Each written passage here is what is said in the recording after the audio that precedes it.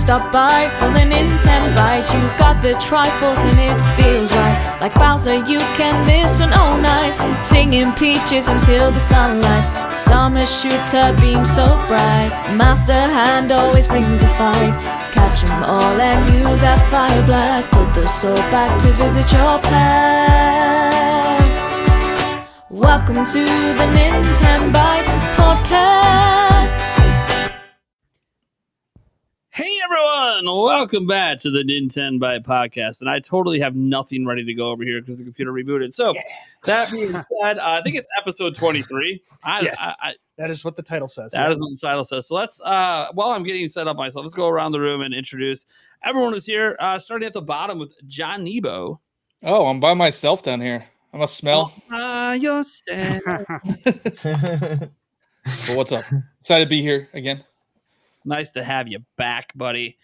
Let's see here. We got, oh man, Hoops and Hip. I almost forgot you were even on today. Hoops and Hip Hop is here.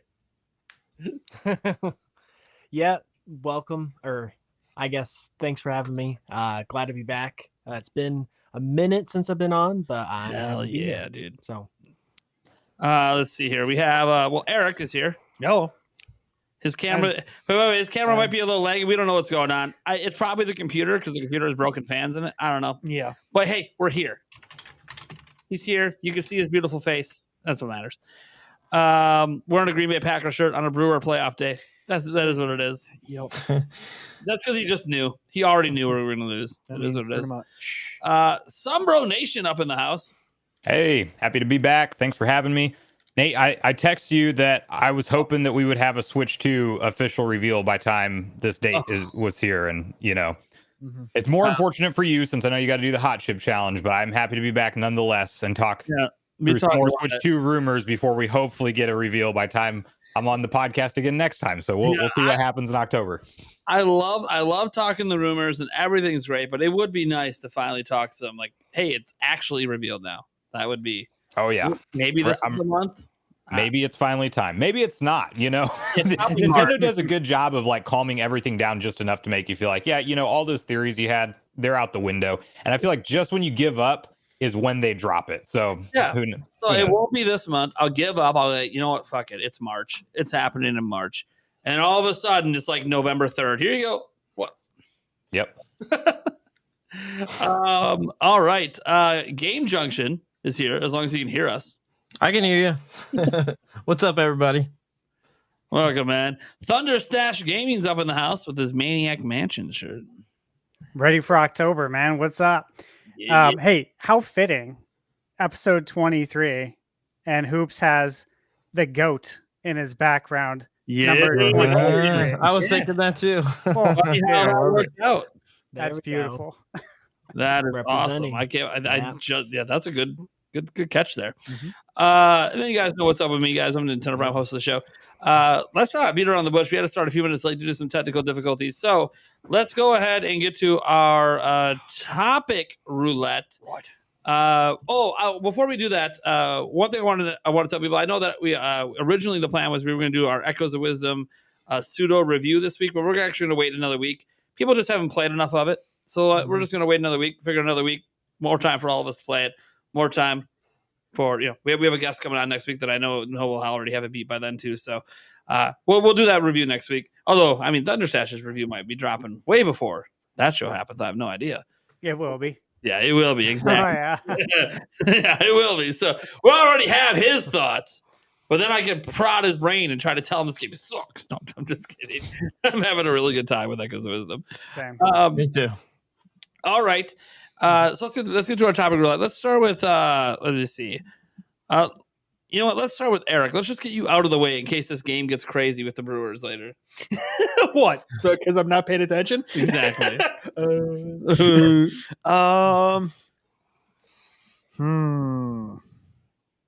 Should I start out with the short one with the Super Mario Bros. New movie deep cuts? Oh, hey, if that's what you want. Yeah. Let's do it. All right. Yeah, we have a little bit of a story on the new Mario movie, so that should be an interesting one. We'll see how long that topic goes for. Maybe it goes forever. Yeah. Maybe we have like an infinite list of deep cuts. All right, let's go with Let's have Thunderstash. Which one do you want, bud? I will take. Brain, you got a topic? You got a topic in your back pocket? He's asking if you have a dealer's choice topic. If you don't, I think I got one. I think I got one. If okay, yeah, go for I yours. think I do. Okay, So the dealer's choice. yeah. Like he takes it almost every time we have it, but Teamwork. Yeah, but Stash and Junction and Eric, they already know I was struggling with topics earlier today because I got a lot of stuff going on right now. I'll probably tell them a bit after the show. Except maybe not Game Junction. Has to dip probably right away. Yeah. Depending on how late the show goes, Stash might have to dip too, unless his wife comes and brings him a nice old In-N-Out burger again. I want to try to stay as long as I can. I do got to be up pretty dang early. Hey, Steve's wife, are you watching? He just said that would be nice. You might want to come through with that late night In-N-Out delivery. All right, let's go to Game Junction. Which one do you want? I'll pick last today. Yeah, let's do the Ryu Jinx one because I'm pretty interested in that. So, all right, yeah. There's a couple stories mixed in with that one because they're also going after a YouTuber, which I find it's interesting. And then that leaves me, guys, of course, with the big one, the big Switch 2 topic. It is what it is. For some reason, I always usually end up with that topic, but that's okay. So, Eric, what is our first topic? Let me get back to the topics page here. So, Keegan-Michael Key, the voice of Toad, spoke into.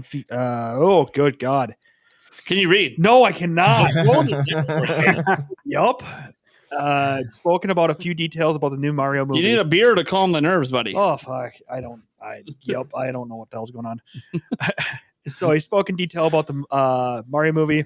I feel like what they've done creatively is they've really widened out the universe that these characters live in, and we're going to meet some new folks. We're going to meet some new folks that are old favorites and some folks that I think are really deep cuts. But because of the way the story is laying itself out right now, those characters are going to be very intriguing. What deep cut characters would you love to see in a new Mario movie, and what lands would you like to visit? Ooh, man, that is. Gosh. That's a tough question. Because it sounds like it's not gonna be like just Mushroom Kingdom. It kind of sounds like they're expanding to other areas, and that there's gonna be characters that people wouldn't expect. That I have a feeling that deep cut to Keegan-Michael Key might not be that deep cut to us. So maybe like Shy Guy, I guess Shy Guy was on the first one, but they could put Gino in because that might not be considered as deep of a deep cut now because Thousand Year Door came out. Yeah. If we're talking about area, what about the God, I forget the name from Super Mario Land. Like, what was that called? From Six Golden Coins. Sarasa Land. Let's see. It is. I don't remember the name of it. Yeah, I don't remember that. Rob, I remember playing the hell out of it, but I don't remember the name of the land. It was Sarasa Land. Sarasa Land. Okay. Sorry, my audio cut out again, so it is. I was like, "Oh, nobody's replying to me." Okay. Gosh, I mean, look, he's Toad, right? So, how about God? No, I can't go with that character. Because I was thinking, what would Keegan-Michael Key consider a deep cut? Maybe just a character from an older game, or maybe even like an older is there like a Donkey Kong character we didn't have in the first movie? I know I was kind of looking that up a little bit. I just pulled up a list of all the characters. Dixie Kong was not in. Dixie Kong was not. Diddy and Dixie both. Wait, was Diddy in there? It says Diddy and Dixie were in there. It was a little like cameo when they showed the crowd. Okay. And Cranky was in there. Yeah, I haven't rewatched it for enough of the little small background stuff. I saw it in theaters when it came out, and then once again on streaming. But Funky Kong. I think they had a picture of Funky Kong. Yeah. Nice. but they didn't have Funky Kong actually. I was thinking that one of the Kongs I don't think was there. That might be the one. Was Cranky there? Yeah, and he's on this list. Let me send you guys this list in the Oh, Funky Kong in the was in, private. right. I forgot he was in that Yeah. one little flash scene with the Rainbow Road. That's right. He was driving one of the cars. He was wearing the sunglasses. I bet you they could get like, Nabbit, like some, like extra side character from some of the more recent 2D Marios, but they may go like super historical as well. I'm hoping not necessarily character, like tied to the characters, but I hope we see, I guess, Mario get like the N64 power-ups, like if he's like Metal Mario, and then he gets the wing cap at a certain point, like kind of those type of throwbacks is more what I'm like really hoping for. The characters will be cool too, obviously. But what if they did some characters from like Wario Land? Yeah. Like what's that? Captain Syrup. Trying to think of who else. I think one of the characters is Stanley. I don't know, just some like obscure characters in the Mario universe would be kind of cool. I mean, Wario in general is not. He wasn't in it, right? No, He's not on this list. Wario and Waluigi are prime candidates to be there. Yeah, if they just brought in like characters from that world, that would be cool, along with Wario, obviously. I mean, I can see them thinking that those are deep cuts, especially like Waluigi, because he's only in spin-off games. True. Yeah, I was like, if it's like Rosalina, like that's just not a deep cut. I'm sorry. Right. I'm sorry. No, it's not. Rosalina appearing in multiple, spin-off games plus mainline. Like that's why I kept thinking it would have been like at one point Pauline would have been, but then she came back. Mhm. So Pauline wouldn't really be a big deep cut. I don't think it was like referenced in the movie at all. I'm more struggling to remember what characters like weren't featured at all in the movie because it's been long enough that I can't. They put so many in there too. Right, but I'm thinking like stuff that like chases you, like the sun that comes down with the face from like Super Mario World, or like that Phanto or face that's in the Super Mario Bros. 2, which was technically Doki Doki Panic, but that would be a cool little deep cut when you go into the room and then there's that like mask looking face that chases you around and stuff like that. Oh yeah, there's like the Elder Star they could do. A lot of different little cool things, cool cameos that could pop up. I think one way to introduce another movie franchise would be to bring Tom Nook in, and they could bring oh my god, why did I just space on the Animal Crossing? There we go, movie. Jesus, whoo. Yeah, they could. This is one that I think it is kind of a deep cut. Birdo. Mm-hmm. I was thinking that too. Yeah, but Yep. I couldn't remember. That's one that Birdo people was like already in. know, but isn't really in like anything. Wart could be a good one. Yeah. Oh, Warts. What about Professor Egad? I was just going to say him. That's Yep. who There is the rumor of the Luigi's Mansion movie. So. Mhm. We have They probably did it for that. That'd Then. be great end credit. Or post credit scene where it introduces Luigi's Mansion. Egad comes in. That'd be cool. I'm sorry, this might be a hot take, but I'm not excited about a Luigi's Mansion movie. I wish they would do anything else in the Mario universe. Dude, I'm all for it, man. I'm all in too. Dude, I'm all in on Luigi. Let's go, man. I like the games, Time but to shine. I don't need. It'd probably be pretty funny. Luigi's film. I'd be all over that, man. Like, think about how funny the game is. It's funny, right? Yeah, I like the games A movie would be probably very comical. Also, But they have Charlie Day. Charlie Day is the voice, so like Mm. that'd be good. Yeah, They could do it in a way. Donkey Kong movie to me anyway. They could do it in a way where it starts out in Luigi's Mansion, but by the end, like the second half of the movie, he's saved Mario or whatever the case, and they gotta take out Bowser or figure out get out of the situation. Does it have to I could see it like 90%. I feel like if it's 90% in the mansion setting and that's like the whole thing, I could see how that would maybe get a little bit stale by the end of it. They could pull it off either way, but I would like to see it like where the whole beginning of the movie is Luigi's Mansion and then it transitions into the broader where they're headed out to after that together. Well, what about Mario RPG universe and the Mario and Luigi? I mean, we're getting a new Mario and Luigi. We just had a Mario RPG remake last year. You got to ask if any of those characters will make it in, like Gino. Bring on Gino. I'm all for that. I would love I think that. Mr.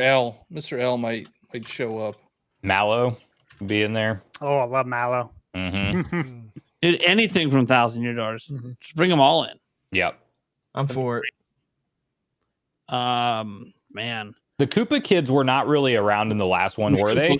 No, they weren't. Yeah, I mean, they should all be featured, and it should be. It should almost be like as you're progressing, like one of them's getting knocked back to another universe or something where they can't interfere anymore. The same way that Mario takes them out as he progresses and beats the worlds and stuff. Like they should like kind of subtly be knocking out the Koopa kids as they go out throughout the movie.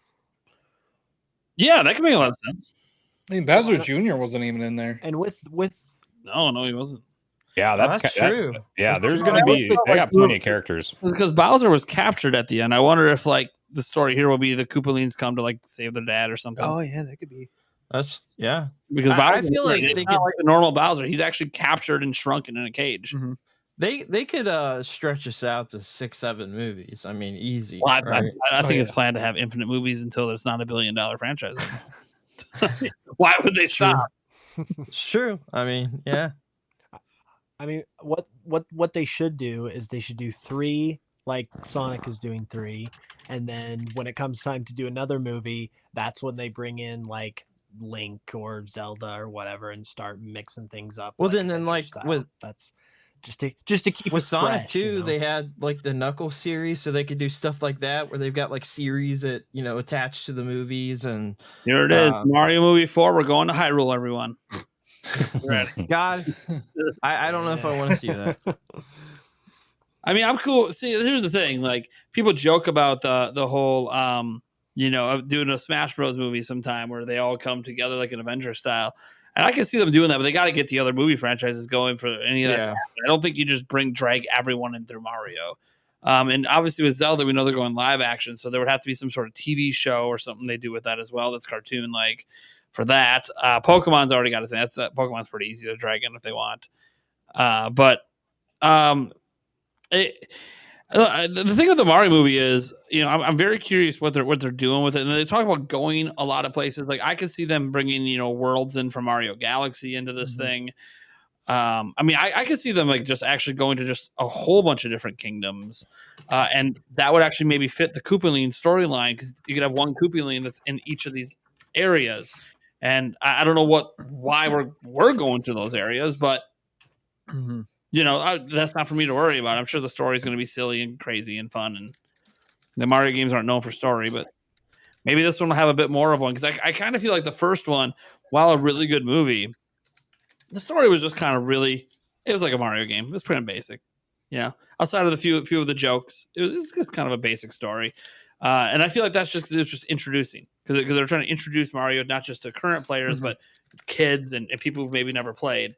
So now I think this one might have a bit more of an intricate story. I don't know if it's going to go I don't think it's going to go, gosh, what is it, like Pixar style and try to have like some big life lesson in it. Because that's not really what Emulation really does for most of their movies. And I'm cool if it doesn't. It doesn't need to be a life lesson movie. Save that for Pixar and Disney. But it's going to be it's just going to be really, really interesting. Thinking about, because I haven't honestly thought about the Mario movie in forever, like the new one coming, because there's been nothing about it, and I kind of figured we might not see anything about it until maybe the end of next year. So it's kind of interesting that they're even letting Keegan-Michael Key even say this. Yeah, it kind of is. Yeah, that's the question: was he supposed to, or are we going to get a recast announcement? Chris Pratt announced there was going to be a second movie before it actually was announced. I'm like. And then he said, "I'm not sure if I'm supposed to say that, but I'm under contract for more." I mean, I think all that stuff is PR. Like, I think they are told to do things like that. Yeah, you can think about this. What did he really tell us? Okay, there's going to be more expanded universe of lands and deep cut characters. Could have just been literally what they told him to say. True. So, what's deep cut for him might not matter because it might have just been a pre-scripted thing he was supposed to just throw out there. Like, if he says this and then, next week Chris Pratt says something, I'm just going to be like, all right, well, they're clearly about to, drop a trailer for this thing before the end of the year or some shit. They're going to just keep having little quotes pop up here and there. I'll throw this one in here because Shadow King, this is relevant. The $2 super chat. He says, "What about Captain N, the Game Master movie?" Well, I think that could happen. Now, honestly, I was thinking about that earlier in the sense that it could at least be referenced because we had so many like deep cut references in the movie, like the Punch Out Pizzeria. You know, there's a Kid Icarus reference. Why not? I love Captain N. I do too. Yeah, I have a jacket. You have a wait, what? You have a Captain N jacket? I do. Yeah. Is this custom? No, I bought it from. I'd have to look up the company. Hold on. So I could buy one? Not anymore. You can't. You're just I would love to get one. I mean, looking it up, there are custom ones you can get on like Etsy, but it's Bull Airs. That's who I got it from. Bull Airs, and it is still available. I lied. It's $100. So, that's not bad. Could you send me a link, good. please? Yeah, I might want to. I'd love to see it. For me, like that is one of the most memorable cartoon intros. And anyone who grew up in the 80s and 90s, cartoon intros were just like the best. TV show intros too were great. I mean, look at all the TGIF shows. Dude, those intros were classic. But Captain N was the best, man. Getting sucked into the TV. Oh, so good. Dude, I'm totally getting this. Yeah, it's pretty rad, but I will say it fits tight, so go a size higher. Yeah, that's fine. Oh, dude, that's badass. Yeah, they don't even increase the price for sizes. That's awesome. I thought they stopped making them, so that's cool that they're still available. Hey, is the back is that stitched or is that like just slapped on there? Do you know? The back? The Captain N logo? It's like stitched in. So it's nice, huh? Yeah, it's like a good jacket. They make good stuff, yeah. Oh, hold on, guys. I'm sorry. Only 3X and 4X are available, and 5X. Yeah, I apologize. I just saw that they were blinked out, so it's unfortunate. But there are like custom ones you can find. That's good for me. No, I got that little thing with hernia that forces me into 3Xs when I'm actually an XL. Yeah, they are. I got that stupid hernia thing. Really hard to see. All right, cool. What if Mario found the Power Glove, or they bring in like the accessories of some that would sort? be a deep cut reference, the Power Glove, or they bring in like the trackpad. The trackpad. Just because the Power Glove was in Blue Beetle. That's mouse. Was it? Yeah, and they're like all gearing up. One of the items is the Power Glove. Yeah, dude, That'd be cool. They should make a reference to Mario is typing. Yeah, and Mario's Time Machine. Yeah. They go Mario's Time Machine. That would be awesome. Mario with letters. Yeah, watch. There's time travel in it because of Mario's Time Machine. Oh, that'd be sick. That'd be great. Mario's fun with numbers. You know, I don't know if this is in the realm of possibilities, but I think longtime Nintendo fans would absolutely eat this up if they had a cartoon version, even if it was for a second, of Reggie in the movie. That would be awesome. Hilarious. Dude, that would be awesome, right? That would be cool. He's no longer with Nintendo. It's been a bit. Yeah. That would be. You could even just have him as like an extra in the background of like some random place that they're in. That would be like the perfect thing. Like almost like a Stan Lee type thing, even where he like just says one line. Cool. That would be a great role for Reggie. If you think about it.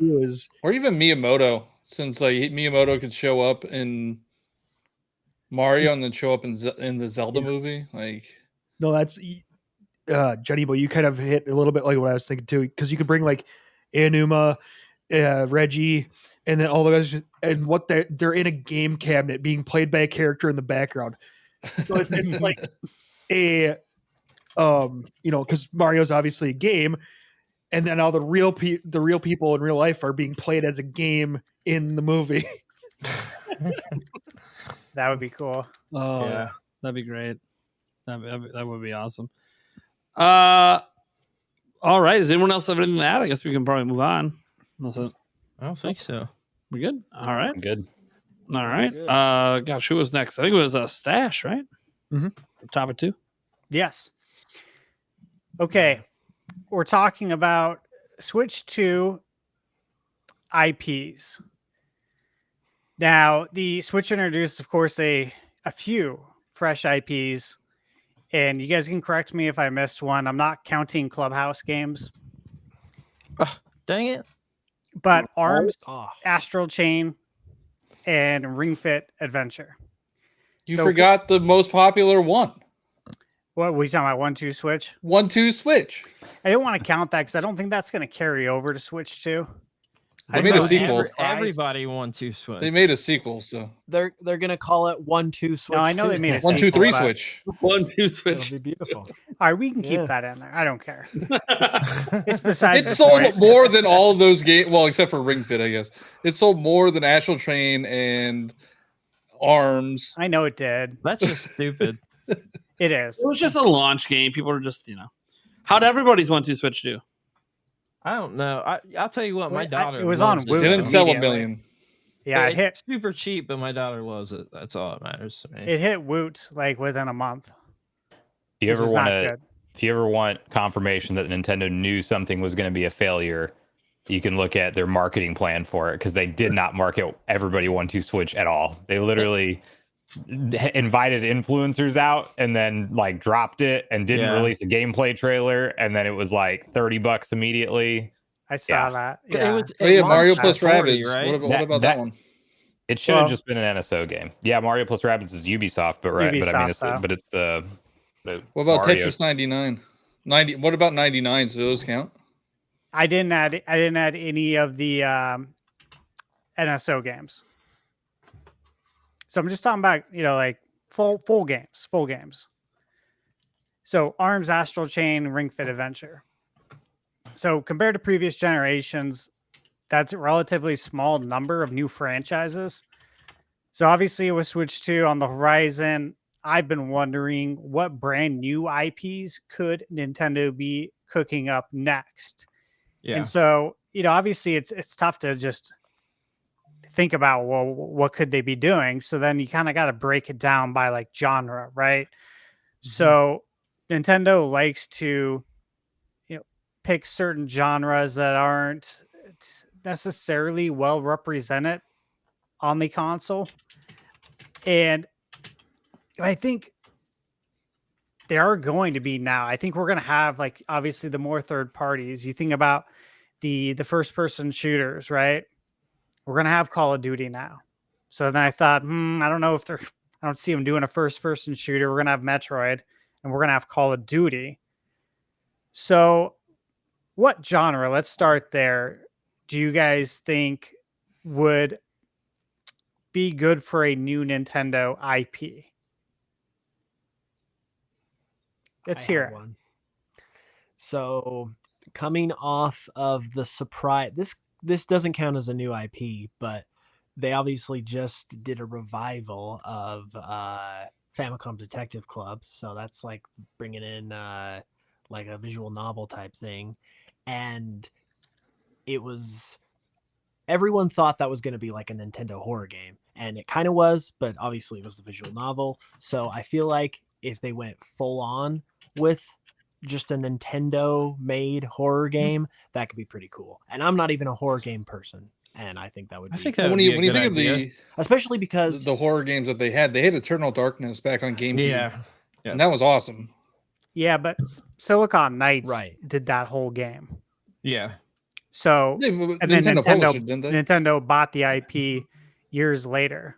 But yeah, they published it, but Silicon Knights and what was it, Dennis Dyack over there. I followed that game like super close, which is why I remember all this. But yeah, they just, to my knowledge, they literally just published it. Yeah. Yeah, they did. And I wish they do something with it, but I think that's why they haven't, because it probably they didn't is. develop the game. I feel like there's a lot of potential there to do something with horror. I feel like in their mind, we've got Luigi's Mansion that covers the horror department. Probably their way of thinking. But no, I would love to see that. I think it's a great idea. I can't see Nintendo going all in on a horror game. I just can't. I mean, I can see it from the sense of like it would be something that has the Nintendo twist. So you're not going to get like a Resident Evil type thing, but I could see them doing something that's like legit, but also it's like, oh yeah, this is Nintendo, but not like in a bad way, just in a they do something different type of feel. I mean, it'd be cool. I'm all for it. Famicom Detective Club getting like a rated M rating, that's cool to begin. It is a step in that direction, first party Nintendo published game M rating. That's rare for them, so maybe we do see them venture into that a little bit more in Switch 2. I got a genre because I think while Nintendo, it's their juggernaut with Mario Kart 8 Deluxe, that we didn't even get a new original Mario Kart released on the current Switch. It was a port from the Wii U. The racing genre for Nintendo, outside of like the kart racer, which I feel like is a subgenre of racing, they have F-Zero, and that's the obvious answer. But will they actually bring back F-Zero, or will they try to do something original with like a more competitive racing type of game? I'm not even the biggest racing fan out there, but I do think there's a gap in their lineup of Mario Kart's the one option they have that's first party Nintendo racer. Well, just to add on to that, it is interesting. We got F-Zero 99 and then just got the drop for the 2 new F-Zero games. It's almost like we should have a direct to announce GX and then we're set, for a remaster. I feel like we got to be seeing something like that. That's got to be a sign of something happening, right? Like an F-Zero near the launch of the launch window of Switch 2. Well, I mean, potentially, I think we'll get a GX remaster, right? I think so too, and I think apparently that's the only one that's not on the Switch now. That's correct. Yeah, I see that happening, but when it comes to the racing genre, what I think is that Nintendo doesn't want to release another big retail racing game, and I think they released F-Zero 99 to appease us. The old Nintendo fans that want it, not for the new ones, certainly not. And so they met us halfway, right? And they gave us the NSO F-Zero 99, and then they gave us the older ones. And I do think that getting a GX remastered financially could make a lot of sense because we will eat it up. Yeah. And it won't cost a lot. It's not like you're developing a whole new game from scratch, but ultimately, I think Nintendo doesn't want to release other racing games to compete with Mario Kart. That's exactly my thought. I don't. They don't want to compete with themselves. Exactly. Now, could I see this happen? And this is something I could see: is that Microsoft brings Forza over. I could see that happening because I think Xbox games will come to other platforms in the same way that like even Sony released The Show on Switch and on Xbox, right? Like, here's your baseball game. It's on all platforms. Here's your racing game. Like your actual racing game. Now, obviously, it's not like super simulation like Gran Turismo, but I could see that coming over to kind of fill that gap.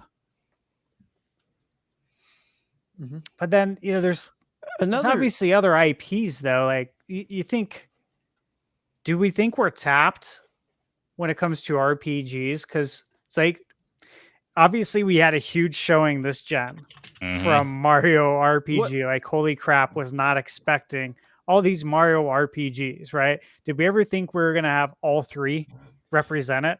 Super Mario RPG, Mario and Luigi, and Paper Mario? Not a shot, and not in the amount of time that they were released from each other too. Like it's pretty wild. Like within 2 calendar years, you're talking about all those games. It's insane. One genre, speaking of RPG, that Nintendo isn't doing is, and again, I have no ties to the genre. I don't play them, but like an MMO game would be one that Nintendo hasn't done, and could be like some. Maybe there's a potential there. I don't know. Again, I don't play MMOs. They should make Pokemon MMO. That would be amazing. I play that, but it's Nintendo. So I get worried because I do think it would be incredible if they did it, but then I worry about the resources and development that they put towards an ever evolving, ongoing, more live service type of game. I mean, they're doing it now. The 99 games are that, right, in a certain way, but on a smaller scale. MMOs, Nintendo could just hire for it, have their team do it. But the worry, like what you see, the Sonys of the world doing, and even Microsoft, where they get these live service ideas and a big chunk of their best developers sometimes go towards that. And then sometimes the rug gets ripped from under it before it even releases, like we see, So it would be cool to see a Nintendo developed MMO one day, though, in-house. Yeah, on the concept of live service, I don't know if this is a type of game, but just like a free-to-play game from Nintendo, maybe a battle royale. I would say hero shooter, but maybe not now. Not after Concord, not worth the risk. But I can see them. When did Fortnite really come on the scene, or battle royales? Like 8 years ago. Yeah, Nintendo's about 10 years behind everybody, so I think they might have something up their sleeves. And to be fair, if they did it, they'd probably just throw their character roster at it, and it would be fire. They probably would just have crazy sales if they did it right. They could just make the next Mario Kart free to play and probably just make a ton of money. Yeah. I do have one quick genre to mention. I mean, I guess, okay, it's action adventure RPG, but more puzzle based. What I'm actually talking about is like whatever you would brand a linear 3D Zelda game, from Ocarina of Time to Majora's Mask to Wind Waker to Twilight Princess, right? Because if we think about the direction that the Zelda team's going for 3D games, obviously they're still keeping around the 2D games, but even those are becoming Tears of the Kingdom and Breath of the Wild-esque, where a little bit more open-ended, don't have to do things in such a linear fashion. Hence goes away, finding your big item in each dungeon that's then going to open up another area of the game.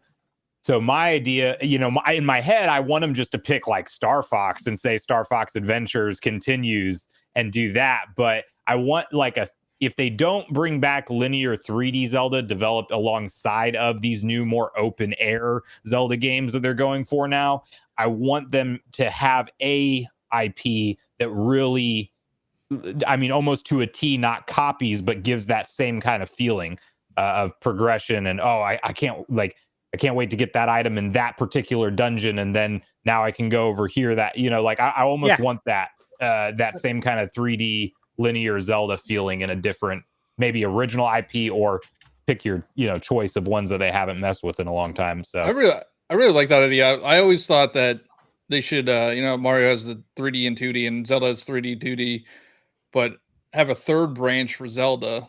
Yes. Give another team the linear Zelda, maybe get rid of the Kirby team or something. No, nobody would really miss. They could split off some of their Kirby team. We get a lot of releases for Kirby. Yeah, we do. So I love Kirby though. So 3 different Zeldas, basically the top down, the big open world, and then the linear. Yeah. I would love it. That's my number one choice. But the more, and if they decide to split off a whole portion of their development team to focus on that, it happens. But knowing Nintendo and the way they talk about, just look at the developer interviews. They love those games from the past, but it was like they were just waiting to get to this moment where they could pull off all of these open-ended possibilities for the Zelda franchise. So it doesn't sound like they even in the slightest want to look back as far as putting restrictions on players anymore. But what if I like the restrictions, Nintendo? Give me the best of both worlds. And if it's not with Zelda, then pick a different franchise and do it. Do you think that we get an Ocarina of Time remake before we get the next open world Zelda? Almost certainly. Yeah. That's my opinion, but No, I feel the same way. Taker wants to see Jake Paul's Punch Out sequel to Mike Tyson's Punch Out. Hey, I'd buy it. Bring back Punch Out. I don't care if Jake Paul's in there. Punch Out's another great one. And I think you bring it back with Mike Tyson. Oh yeah, the last I really do. He's on the Wii, his name up. And Jake Paul's the one you kick that crap out of, like the first, make him not even the last boss. He's the first. Make him Glass Joe. He's Glass Joe. Glass Joe or Gabby J. Glass Jake. Did you guys play the one on the Wii? Of course. Yeah, it's so good. What was that next? Was that next level games? Yeah, it was so good, man.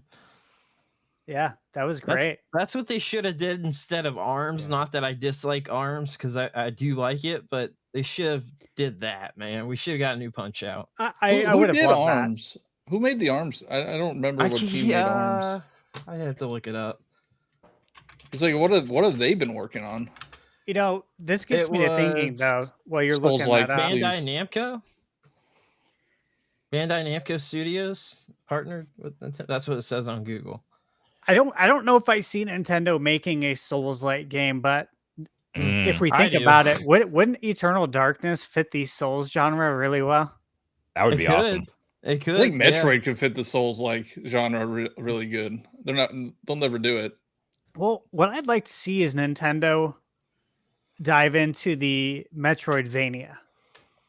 I'd like to see them make a Metroidvania. Metroidvanias, like that is a actual like legit genre now. You go on Steam to the genres, you got Metroidvanias now. And there's a lot of good stuff there. Too much, if you ask me. Yeah, there's too a much lot to keep up with. It would be interesting to see Nintendo try it because like when Prince of Persia got announced earlier this year, I was pretty surprised, right? I'm like, huh, interesting. So Prince of Persia is going to try and, try the Metroidvania route. I'll be interested to see how it does. And of course, I played the game, reviewed it. I ended up really liking it. So did a lot of other people. And they brought some interesting ideas to the table that I hadn't seen in other Metroidvania games. I'm like, huh, interesting. Like, I wonder if anybody else, I had thought about this when I was reviewing it. I wonder if anybody else is going to try their hand at the Metroidvania genre. Because I think, especially after seeing Prince of Persia and playing it, that there is more opportunity for growth there. I think there's a lot more. Because if you think about it, I mean, the biggest Metroidvania probably in the last, it's almost 30 years. I think I saw it today on Twitter. It's 27 years old today, which is Symphony of the Night. Hard to believe that's 27 years old. Yeah, I had posted about that. That's crazy. Lord. Crazy, man. So how about collaborations? We had the collab, of course, with Ubisoft, with the Rabbids. If you guys remember, if you recall, and it's so funny. I want to say it's funny, but it's interesting just because obviously Ubisoft hasn't been hitting their sales goals on a lot of fronts. But if you rewind a little bit, you remember when Mario plus Rabbids, the sequel came out. I forget the name. I have it on my shelf. Sparks of Hope. Yeah. Thank you. Remember, almost immediately, there's a statement about it that it was underperforming. And it continued to underperform. So then you got to ask, okay, are they going to continue this into Switch 2? We're going to have a part 3? No. Or is maybe Nintendo going to work with somebody else and do something else with their IP? Ubisoft hasn't been happy with the game in God knows how long, though. But yeah, they're and I love Mario Rabbids. Big fan, but I think it's over. I think we're done. Not seeing any more. Yeah, I mean, they might re-release it with all the DLC included, as like a digital version or something. That has we put DLSS in it, it's 4K or whatever. But I don't think we're going to see a new one. The main guy who does it's gone now, and with him gone, he was kind of like the soul of the project even existing. And I think him being gone was because the game just didn't hit the targets they wanted. Which again, I don't know what game at Ubisoft has at the targets they wanted. But I will add, if you haven't played them, they're great games. So I definitely recommend. Oh, 100%. Yeah, I do think we will get a 4K one, especially with some of those comments, right? Of both. We might put both. Yeah, because there was comments made shortly thereafter, right? About the CEO was like more or less said that Nintendo recommended against releasing 2 on the same platform, and they felt like because they did that, that's part of why Sparks of Hope underperformed. And then he said, but we will continue to update it and we will continue to sell it on Nintendo's next gen platform, which was a big hint of like, he's more or less saying he's fully expecting backwards compatibility to be a thing, but he could also be talking about obviously repackaging it, re-releasing it, like continuing to update it and then re-release it on the next console. So however they do that, or maybe they know there's an upgrade path like what Sony's been doing, and that's a thing for Nintendo's next gen console. I think they're going to do another marketing push and a go around for it to try to get it to sell some extra on Nintendo's next hardware.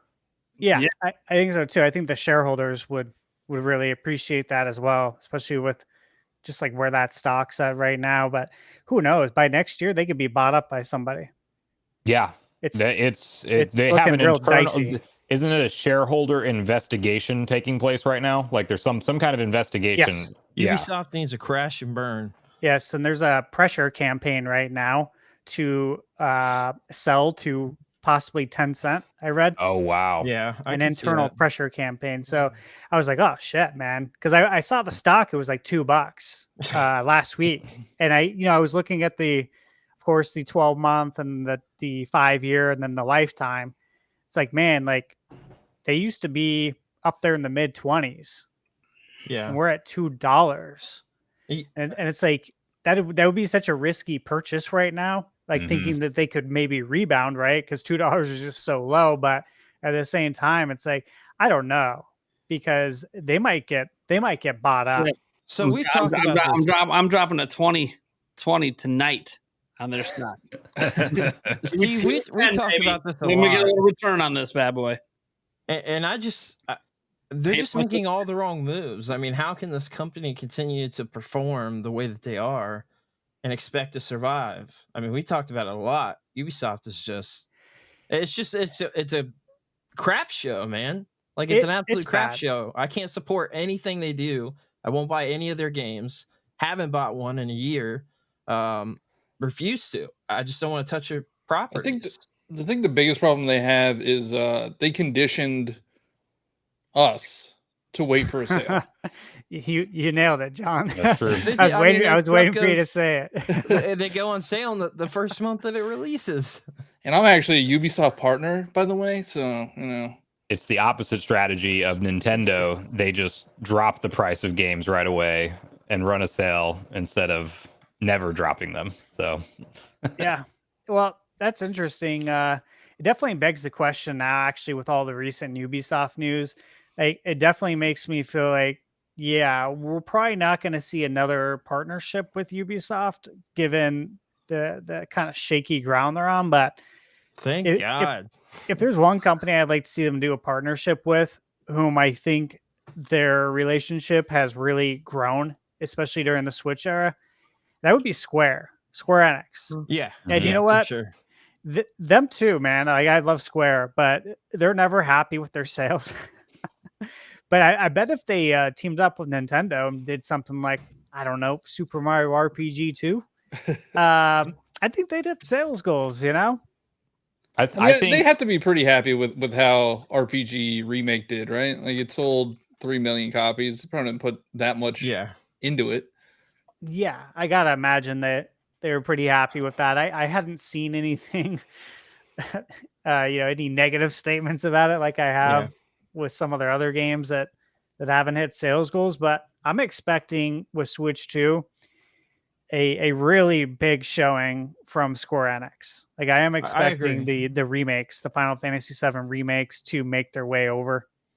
And even if you think about like the rumored Final Fantasy IX remake, I think we're going to see everything. But that kind of goes with what Square said, and that they need to release all their games on all the platforms in order to make as much money as possible and make sure that the shareholders are happy and that their stock's in a good place. But besides that, I could see a Nintendo collab there. You guys think that's possible? If there's anybody you could think of, do you think Square could be one? I mean, Super Mario RPG 2, I could see it with the sales and with. Oh, that's an obvious one. Yeah, I feel like that could happen, and I obviously probably every one of us would love to see that. I mean, that's the first thing that comes to mind for me. So I think so, but what I worry about now with Square's mindset, because I feel like they committed to Sony so big for so long and then kind of got burned with this whole sales situation on the most recent Final Fantasy games, that like in their own investor briefing, they're using terms like, we're going aggressively multi-platform going forward. And I wonder if there was, like, I almost wish it would have happened where they were as close partnership with Nintendo instead of Sony during that time. The graphical fidelity would not have been near as good for Final Fantasy VII Remake and Rebirth, but you get, like, I mean, if there was a world where they were partnering on projects like that, I think they would see a lot more success with Nintendo as compared to what they were, because the audience, man, like, I mean, I know like there's still that hardcore PlayStation audience that picks up the Final Fantasy games day one, but I think a lot of those players of they play their RPGs like that on Nintendo Switch a lot of times. I feel like it's become a powerhouse in that space to a certain extent. So I would hope that Square would be open to the idea of doing a Nintendo collaboration, but I also wonder if they're just like, we're not going to even think about anything, because Nintendo's only going to let their characters be exclusive to their platform. So I wonder if they're not going to take anything like that just out of we don't want to spend a lot of development dollars and only release it on one platform. The way I read the multi-platform thing was we need to get our stuff on Nintendo platforms. They don't care about Xbox. They don't care about PC. Unfortunately, also a good point. PC is a huge market. Yeah, but like if you saw Final Fantasy 16 just came out on PC and it didn't sell that well. Well, you got to know what their expectations were. What's selling well for them? Like, what do they expect on a PC? They also might care about Game Pass checks and deals. You know what I mean? Like, if they want to throw some of their stuff on Game Pass, and then go to Xbox, you got to take the Microsoft check. Like that's right. I read it like I think they're done with being exclusive partners with Sony on a lot of their games, and I do agree Nintendo is very focused in on that conversation, but I think they're going to continue to bring it to everything. But yeah, I hope that they're down for an exclusive collab. I'd be all for that. Yeah, wasn't Chocobo GP exclusive to the Switch? Yeah.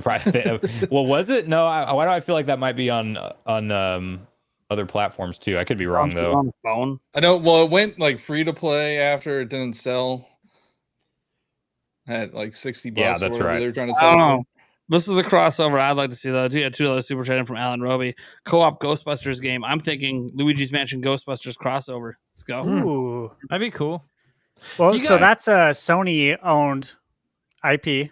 And then Sony on the Zelda movie, baby. Exactly. Let's go. Hey, Sony brought over Horizon. Even Sony. I mean, there is Switch, Lego Horizon. Let's go. What about this? What if you bring in game on Switch though? What if you bring in HAL? Bring in HAL Laboratories. They made the new Ghostbusters on NES that didn't come out in the US. In fact, it's a game I'm going to be reviewing soon this month. And I don't know if you guys have played that. It's called the new Ghostbusters 2. It's on NES. But it only came out in European markets. Game is badass. It was by HAL. We all know HAL.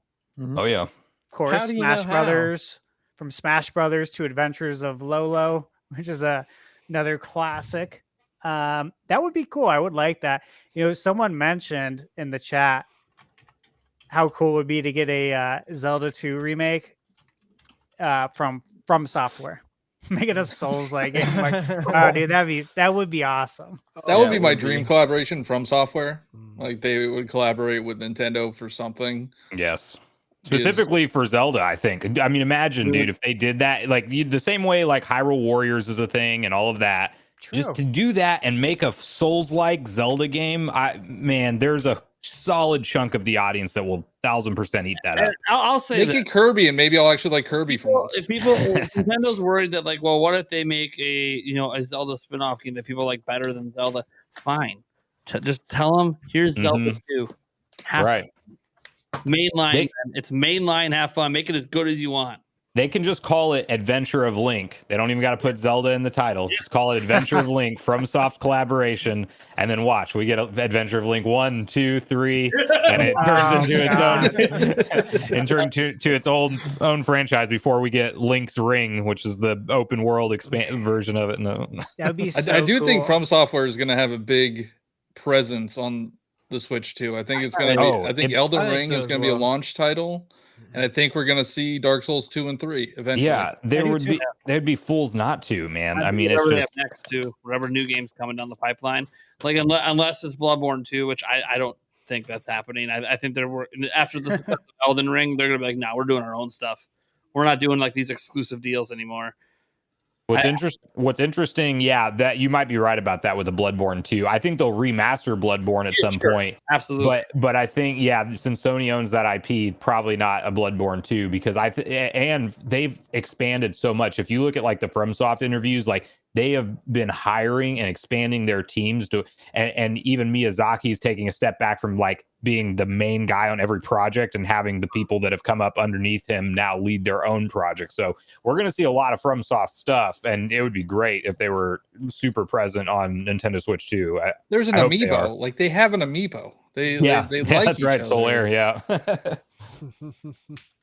Yes! Just got to say it right now. The Brewers just tied the playoff game. That's 2 for Churio this game. Let's go, baby. Second this game. Wow, I'm behind. This has nothing to do with Nintendo. They just put up a stat that entering the 7th inning, the Brewers have never won a playoff game for 20 years, since 1982 World Series. Wow. And they haven't won yet, but we tied it up. Nice. Wow. Nice. All right, you see, they just gave me hope, and now we're going to lose. Yeah. Speaking of which, we need a new NBA Jam. That's what we need.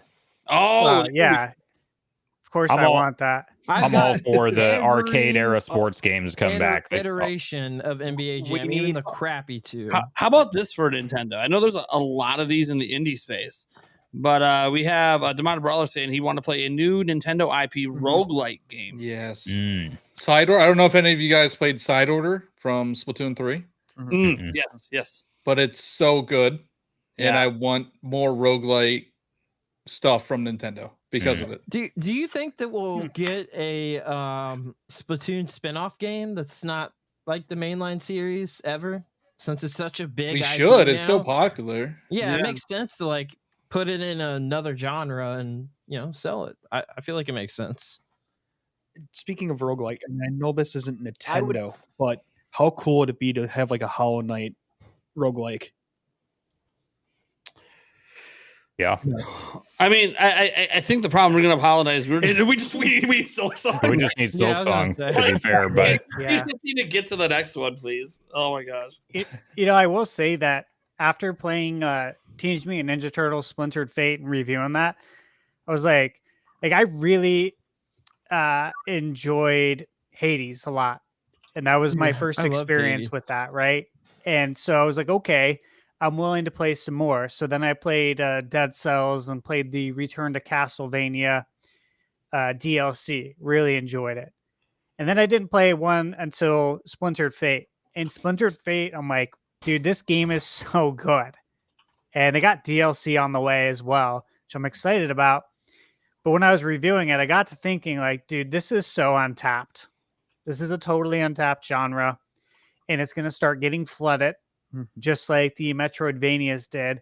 And it got me thinking, though, like, I wonder if Nintendo or any of the big AAA developers are taking notice and are maybe considering one of their IPs. I mean, they are testing the water because God of War has Valhalla, which is a roguelike.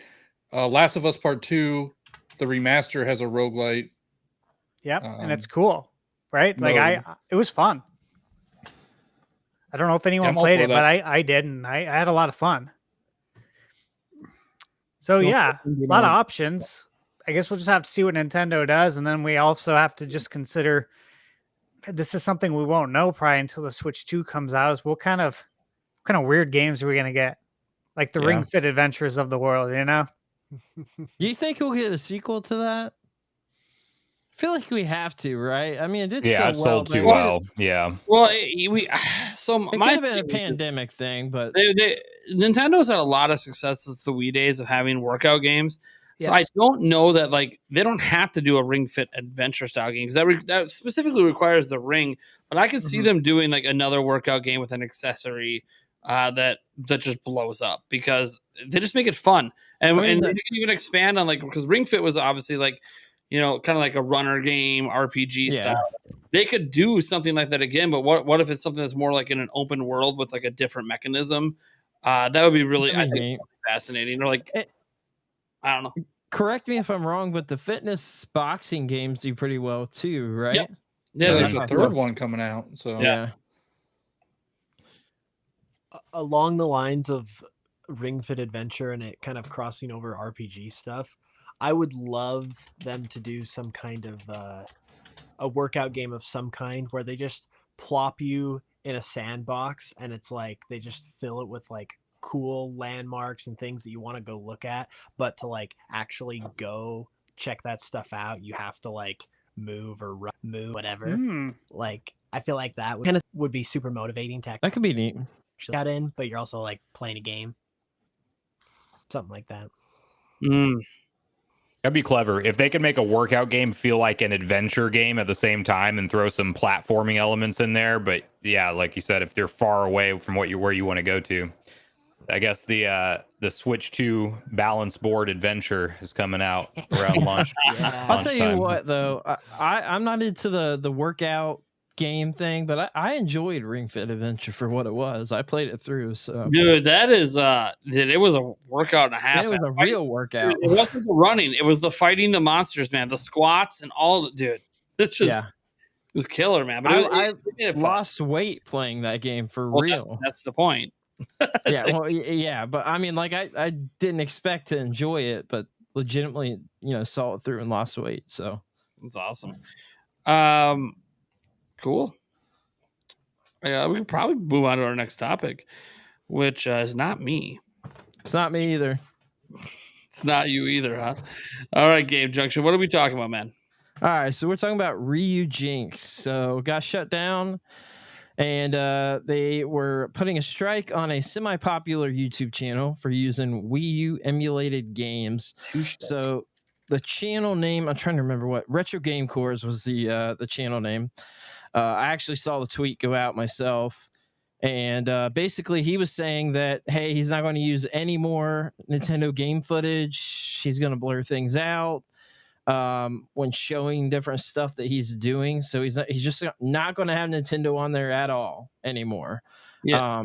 And for those who don't know, he is a channel that reviews emulators. So emulation devices, like the little emulation handhelds, he reviews those, and he used to use Nintendo games and his stuff, and Nintendo has dinged him twice. So he's one strike away from the channel just being permanently deleted. So yeah, he is absolutely done touching Nintendo stuff on his channel. Mm-hmm.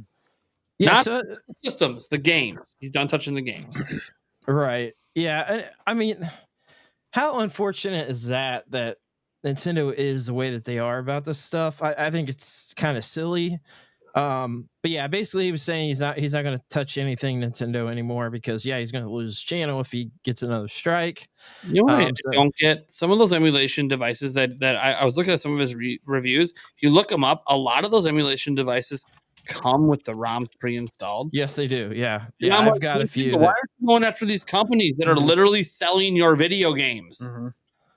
Yep. All these companies selling your games, right? Go on Amazon, look up handheld video game emulation device, and you're going to get a billion results of all these people selling preloaded. Like what? So, why go after don't punish the content creator because you're not going after the businesses.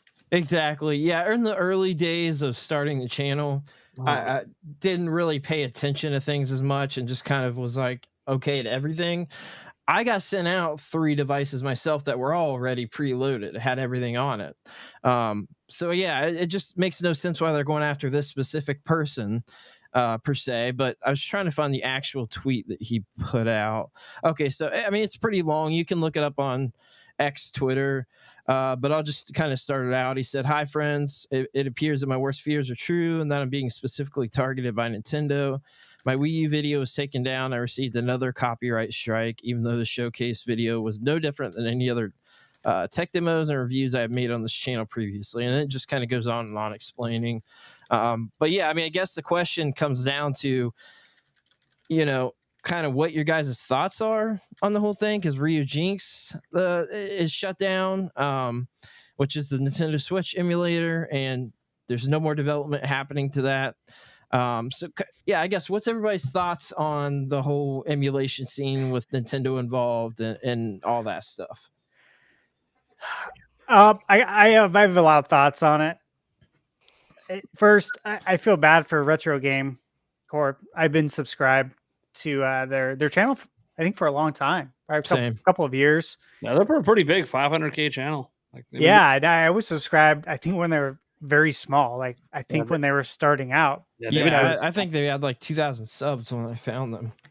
Yeah, so it's unfortunate because obviously there's a human being behind the channel, and this is their livelihood, and so you never like to see that happen to anybody. So that part's all unfortunate.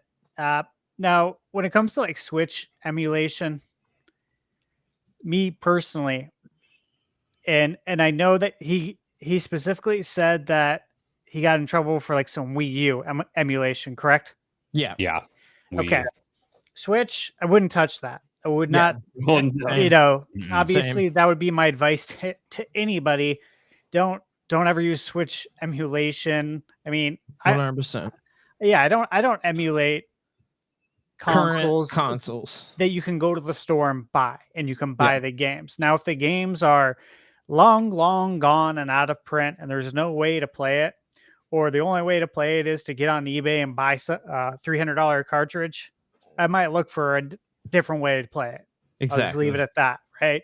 But yeah, it's unfortunate that it was Wii U. And the first thing I thought of, right, guys, is that there must be some more Wii U remakes on the way. First thing I thought. The one that got dinged had Wind Waker HD in it. I'm just saying. Yep. Yeah, dude, that's the first thing I thought, is that there's a reason why, especially with Wii U, because we know how much it's sold, right? Yeah. And Nothing. we know how it's viewed by the gaming community. We probably have an idea of how it's viewed internally within Nintendo. It just wasn't very successful. We know this. I'm sure we all own a Wii U, or we did at some point, but the fact that you got hit for Wii U, again, first thing I thought, okay, we're getting some more Wii U remakes, because why else would you do that? But outside of that, how much has he really shown? Is it because he showed everyone how to get it on Android? Is that the big deal, you guys think? I couldn't tell you, because I mean, there's been other creators that have had strikes for similar things, so I don't know. Yeah, he's it not seems the hard to first figure by out any that means. point, because Nintendo's very random with the strike stuff. But Very I do random. Yeah, but I do feel it all ties into the same conversation. I know it's a two-part thing. Yeah, maybe the Wii U, they are working on, they're going to bring over eventually Wind Waker, Twilight Princess, and they're eventually going to bring over Xenoblade Chronicles X. Like, let's hope that that's all in the pipeline. But separate, and it is weird that it happened on Wii U for a strike. But what I find the bigger part of this topic, like, is really interesting timing-wise, is that this Ryu Jinx and Yuzu existed during the Nintendo Switch's life cycle, almost unhindered and unaltered, right? And just now, it's just heavily seems to be on Nintendo's radar of. It's not like these games weren't always leaking out for years and years. Like when I started my channel in 2020, shortly thereafter I started talking about Nintendo stuff, it was covering sometimes like, oh, hey, watch out for this new game is leaked online already. This has been happening for a while. Nintendo's just now deciding to pay so much attention to what are the popular platforms out there that people are using to play Switch games, you know, and going kind of straight to the sources. If the claim is true that lawyers showed up in Brazil at this individual's home to have a, a direct conversation to form a deal, whatever that looked like. Cash money, baby. They're very aware of it. And listen, if they're releasing backwards compatibility and it's a big feature for their next console and they want to market it, I understand. I'm not a fan of what Nintendo's doing with it, because I do think I'm somebody whose emulation's fully legal. What's not legal about it is going and pirating a game that you're not going to buy. And then, obviously there's a right way to dump your game file and all that. Won't get into any of that, but you should have the option to play your game on PC hardware if you want to. So it sucks to see these kind of get pulled out from like the source creators and everything. But at the same time, it does make perfect sense for why Nintendo's doing it from a business standpoint. If their next console that they're about to start advertising, one of the big features that they're going to mention is, hey, all your Switch games, your entire library looks great, runs great, and even a little bit better on our next gen console, and they work day one. You don't want to have a bunch of people out there having another easy way to play. And it's not like these emulators are going to disappear. It doesn't fix Nintendo's problem, but I do wonder if they stop getting updates at least the big ones, and they probably will just get spin-offs and it'll be whack-a-mole, right? But yeah, I wonder if there is a world where we do see less of like the Switch, like, you know, Echoes of Wisdom and all of the you start seeing screenshots pop up a week and a half before the game releases of, you know, somebody that has the game running on an emulator. Like, do we see less of that now? I don't know. The other thing is we've got development of different carts being made for the Switch as well, like the Unlock Switch and the MIG Switch and things like that. Mhm. So outside of just the emulator, like there's things like that are popping up. And actually, Nintendo is doing nothing about those yet. Well, they went after MIG Switch. MIG Switch, I think they did. The MIG Switch, sorry. But the other ones, there's Unlock Switch and then there's Open MIG or something that's out now. They're just gathering their legal means to go after them. I'm sure, and I'm sure it'll happen, but like it's just a never-ending cycle, right? Like it's always going to happen. Sure. That's kind of the point. It's like you said, whack-a-mole. Like, are you really going to do away with this for good? Absolutely not. But they do like to make examples out of people like Gary Bowser, which is hilarious that that's his last name. But I mean, you know, that dude paying Nintendo for the rest of his life out of his paychecks, like that was definitely them targeting. That was overboard. Yeah, but like that was them sending a message that, hey, try to sell a product that's going to let people easily hack our hardware. Yeah. And you might pay us the rest of your life. You know, that it's like, you know, it's mobster stuff, but from Nintendo. I think the reason they took out Ryojinx, same with Yuzu, like they've been going most of the Switch generation. Nintendo could have, you know, went and let's say it was a paid deal. They could have paid off the developer Ryojinx anytime and took it down. They could have went after Yuzu a long time ago when they started doing the Patreon updates, you know, and stuff like that and charging money. So they could have did it a long time ago, but they didn't do it. I think it's interesting they did it these two lately. Because I think it has everything to do with the next platform. It's got backwards compatibility, and what if there's upgrades to the Switch game? They don't want those upgrades to just be easily put on an emulator. They just don't want that to happen. So because you can be like, well, it's about the Switch 2 games. Maybe not. Switch 2 will have its own new stuff going on. You'll have to probably make all new emulators for that platform for that to even work. I don't think it's going to be like a Dolphin situation where you can do GameCube and Wii on it. I think it's good because it's such a leap from what we're hearing.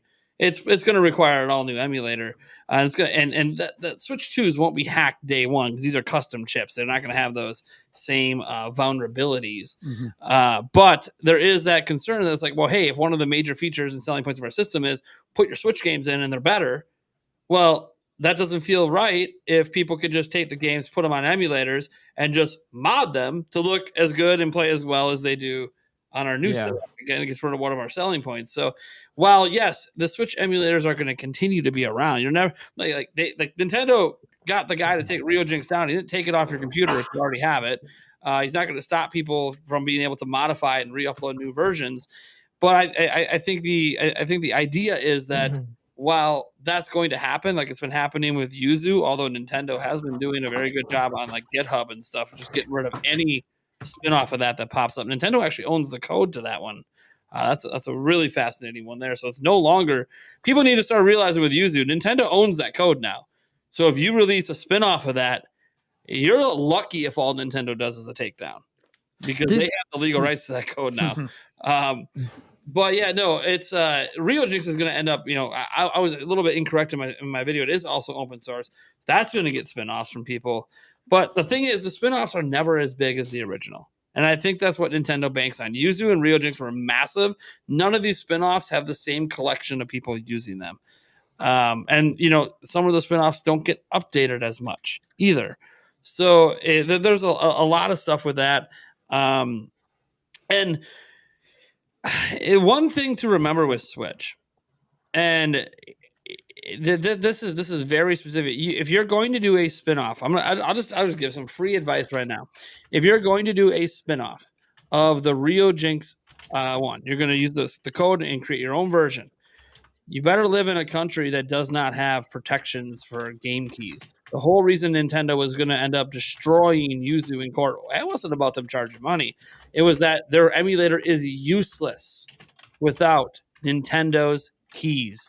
Absolutely useless. It is a useless program without something that is legally protected in the US. But it's not protected in some other countries, like Brazil, which is where Ryojinx was, which is why Nintendo couldn't just go after them legally and take it down. It's not protected there. Their software was also useless without the keys. Now, the keys have never been fought in court, so we don't really know 100% if it would hold up in court, but it does seem like something that would be protected because it's an encryption key. Nintendo, we see with other software companies, they do own their encryption keys. You can't just take those keys from them. So while the emulators themselves don't provide the keys, if what you're creating is useless without them, then your product can't exist. So the one thing Nintendo has going for them legally, at least moving forward in the US, is that if you're in the US, basically just don't make emulators for Nintendo platforms because Nintendo's coming after you. It's just going to happen. You have to be in a country that doesn't have those protections. You want to be in China and do it? Probably your best bet because Nintendo can't get through anything in China to get anything legally done to anyone. That's why, all those emulator devices exist with all the preloaded ROMs. They all come out of China. That's why Nintendo can't get it shut down. It's too much red tape.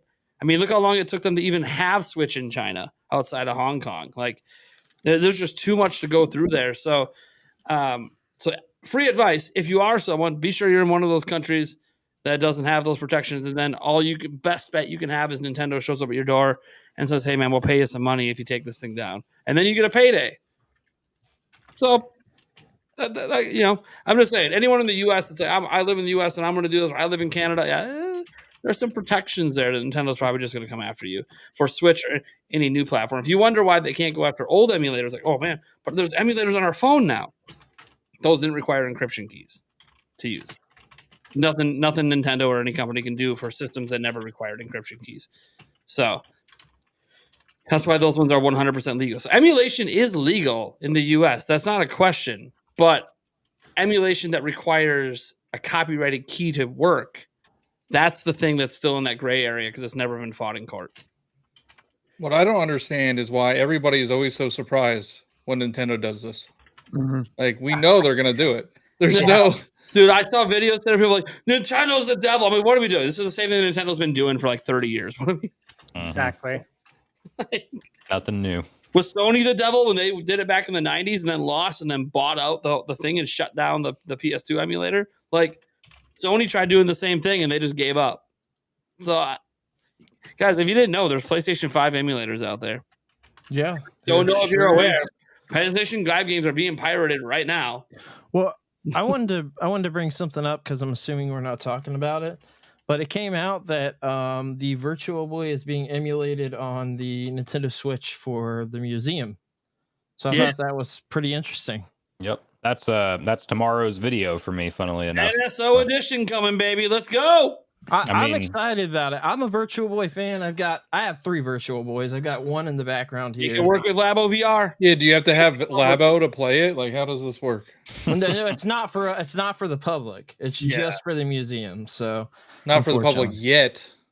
Yeah, I wish you would bring it out. Well, listen, if they put the development time into getting it to work for the museum, what's going to stop Nintendo from at some point releasing that on NSO? It's just going to be one of those logical systems to throw into the collection. I can tell you why, because they're ashamed of the system. They don't want to put any more stuff out there about it. It's the museum, so they got to represent it. They have to. They don't have to have it playable. Well, I don't know. I guess we'll see, right? We're ashamed of it. It would just be in a cabinet, and you walk by, and it's oh, this is a cool look at it. They're actually being no, this was our first attempt at some VR. Let's revisit some history and try this out because a lot of people didn't get to try it out. Well, I'm the first to want this to happen. So, who knows? But it's not going to hurt. And look, if they add it to NSO, it's not going to hurt. And oh no, NSO's worse off because they added Virtual Console. They're going to charge you less now because Virtual Boy's on there. But people are going to complain because GameCube's not on there, and people always complain. It's the internet. That's the world we live in now. It's the perfect system to throw into the base tier when they throw something better into the expansion pack tier. Because they're going to give us GameCube and Wii one day on the expansion pack. Here you go, plebs. Good point. And then, base tier, it's here's Virtual Boy. I will say this: if you haven't done it, emulating Virtual Boy on the 3DS is a pretty awesome experience. That's a great way to experience the Virtual Boy without sense. Having the actual I haven't hardware. done that, but that makes sense. I will second that because it's worth doing. I did it. And it's on my 3DS. It is very easy. And again, this is something that's not accessible. Yeah, exactly. So Virtual I'm okay Boy. with it. It's not easily accessible. You can't buy the games in the stores, yada yada. So yeah, I totally have it, and I was excited because, I didn't have a Virtual Boy growing up. That was a very niche Nintendo item. It was just not something that a lot of people own. So to be able to play it on the 3DS was with 3D, with the actual 3D slider on, it's pretty awesome. It looks good too. It actually does. It does. They did a really good job getting that on there the way they did. And yeah, it works really well. So it would be interesting. I could see it coming to NSO, like you said, on the base tier, Sombro. I think that's a really good idea. I hope that they do, but I don't think they will. That's kind of where I stand with it. I would love to see it as a Virtual Boy fan, but I don't think they will. I mean, yeah, I would say I don't think they will. I don't think it's likely, but I would love to see it. Yeah, same. I think if they did do it, it might be the only system that they just drop almost all the games that they were going to release on it all at once, because then they're just going to throw it on there and be done with it. It's just an extra icon. How many games are there? There's only like 13, right? Yeah, 13 that's what US I'm saying. games, yeah. But like, as opposed to them doing 5 at launch and then drip feed one every few months or whatever, they're just going to throw everything that they got on there and then just be done with it and move on. I don't know. Well, see, I see this brought up a lot too. Like every time Nintendo does this, like, Nintendo, if they hate emulation so much, then why are they using emulators themselves? Like, they don't hate emulation when they can make money off it. Yeah, when they're the ones doing it. It's their games. They're allowed to do it for themselves. It's their property. It's their games. They want to make money. They're against. Here's the thing. I don't even know that Nintendo's against emulation as a concept. Like the legally protected right to back up your games and then go play it on an emulator. Fine. It's that. Let's just be honest, guys. What are they doing? They're going after Switch shit. What? Yeah. Can we stop beating around the bush? Piracy is rampant on Switch. It just is. Has it affected the overall sales? Probably not to a demonstrable degree. Obviously, they sold the most software in company history, but it's still one of those things that's like, yeah, but it's not just that. Think about all the game leaks that hit the internet, 2 weeks before a game comes out, because there's thousands of people streaming this thing in all these different platforms. And it spoils it for the fans that aren't interested in that stuff. People got to run around like what's one reason that we have to report like when Echoes of Wisdom leaks, and so people can put their filters in so they don't see the content pop up in their feeds, and that sucks because I want to see the new commercials. But then it's like, I don't want to be spoiled. It's gonna get popped up. So it's I think that's really where Nintendo could be arguably trying to protect their consumers that don't participate in this stuff. Sure. But again, I do think in general it's sort of a losing battle. You're never going to win. There's always going to be new emulators. Your system's always going to get hacked. If you wonder why like Sony seems to not care as much, well, you need such a beefy computer to truly emulate PS5 games. It's a very small niche doing it, but Nintendo doesn't make super powerful stuff, so it's easier to emulate. I just feel that in general, Nintendo just wants to make examples and just hopes they can keep it at bay for as long as they possibly can. And if Nintendo wants to prevent game leaks, the unfortunate truth is an all digital future takes care of that. Yeah. And I'll be upfront and say that like I back up my games even for the Switch, because the amount of hours I put into some of the games, I want to be able to save those. So I save them on my computer. I don't emulate any. What is it? Nintendo servers, cloud backup. No, I meant long term. I want to be able to save my games. Like for instance, you're saying they're not going to keep those servers forever, man. Yes, that's exactly what I'm saying. That's exactly what I'm saying. But no, I like to save my stuff, and I've done this for years. I've saved, everything from Game Boy up to Switch, which I think is important. For me, I want to be able to go back and have my game saved. I've got like 400 hours in Tears of the Kingdom. I don't even know how many hours in all the Pokemon games. Can you imagine how many hours Hoops has in Pokemon games over there right now? Well, that's the thing, right? Like, I don't want to lose that. Who knows what happens, right? Like, 10 I years do. from now. I know what happens. Those games. We all do. All of us old guys know. If you had a Mad Catz memory card, you know exactly what happened. The worst Christmas present ever. God. Yep. Worst Christmas present ever. That's a I trap. still have some my Mad Catz memory cards. Or Pelican. Pelican was the Yeah. other brand, right? Yeah. Dude, Can't he trust might them. any cheap memory card I got when I was a kid. No. I hated them. Hated them. If it Yeah, didn't do say you remember- Nintendo on there, is a big red flag. That's Yep. for sure. Do you guys remember the ones that would have like the grips on the end of it? The memory cards? yeah. 'Cause those were the worst ones, man. Yeah. Yep. Dude, the corrupted save files were so bad. Yes. There was a no while I doubt. started playing on Devas- PCs and I didn't devastating. worry about it. Oh man! Oh no! We're going up. Wee. All right. We could probably get to our last topic unless someone else has anything they want to add on this. I mean, I'll add one bit. Nintendo, leave the YouTubers alone, man. Agreed. He's buying a commercial product. Go after the people selling it. Leave the YouTubers seriously. alone, man. I just, he's not showing where to get files. He's not, that kind of stuff. He's just showing, like he showed like how to make it work fine, but like that's legal. So he's just not going to fight it because if it goes to court, he gets a lot of money. So I just think you got to leave the content creators alone, unless the content creators are blatantly doing like, here's a ROM site. Here's how you download it. Go to this ROM site and then do this and that. Or like, hey, you know what? You should go here because this person hacks their Switch and dumps games. Like, okay, yeah, like take care of that. But that's not what this guy's doing, man. He's just doing reviews of these handhelds that are commercially available. Like, I don't know. I understand. I'm like maybe like, the Wind Waker was in this one, and that might be coming next year. So we better, just leave it alone, man. No one can even the amount the Wind Waker HD costs to like buy right now is ridiculous. And you got to buy a Wii U to play it.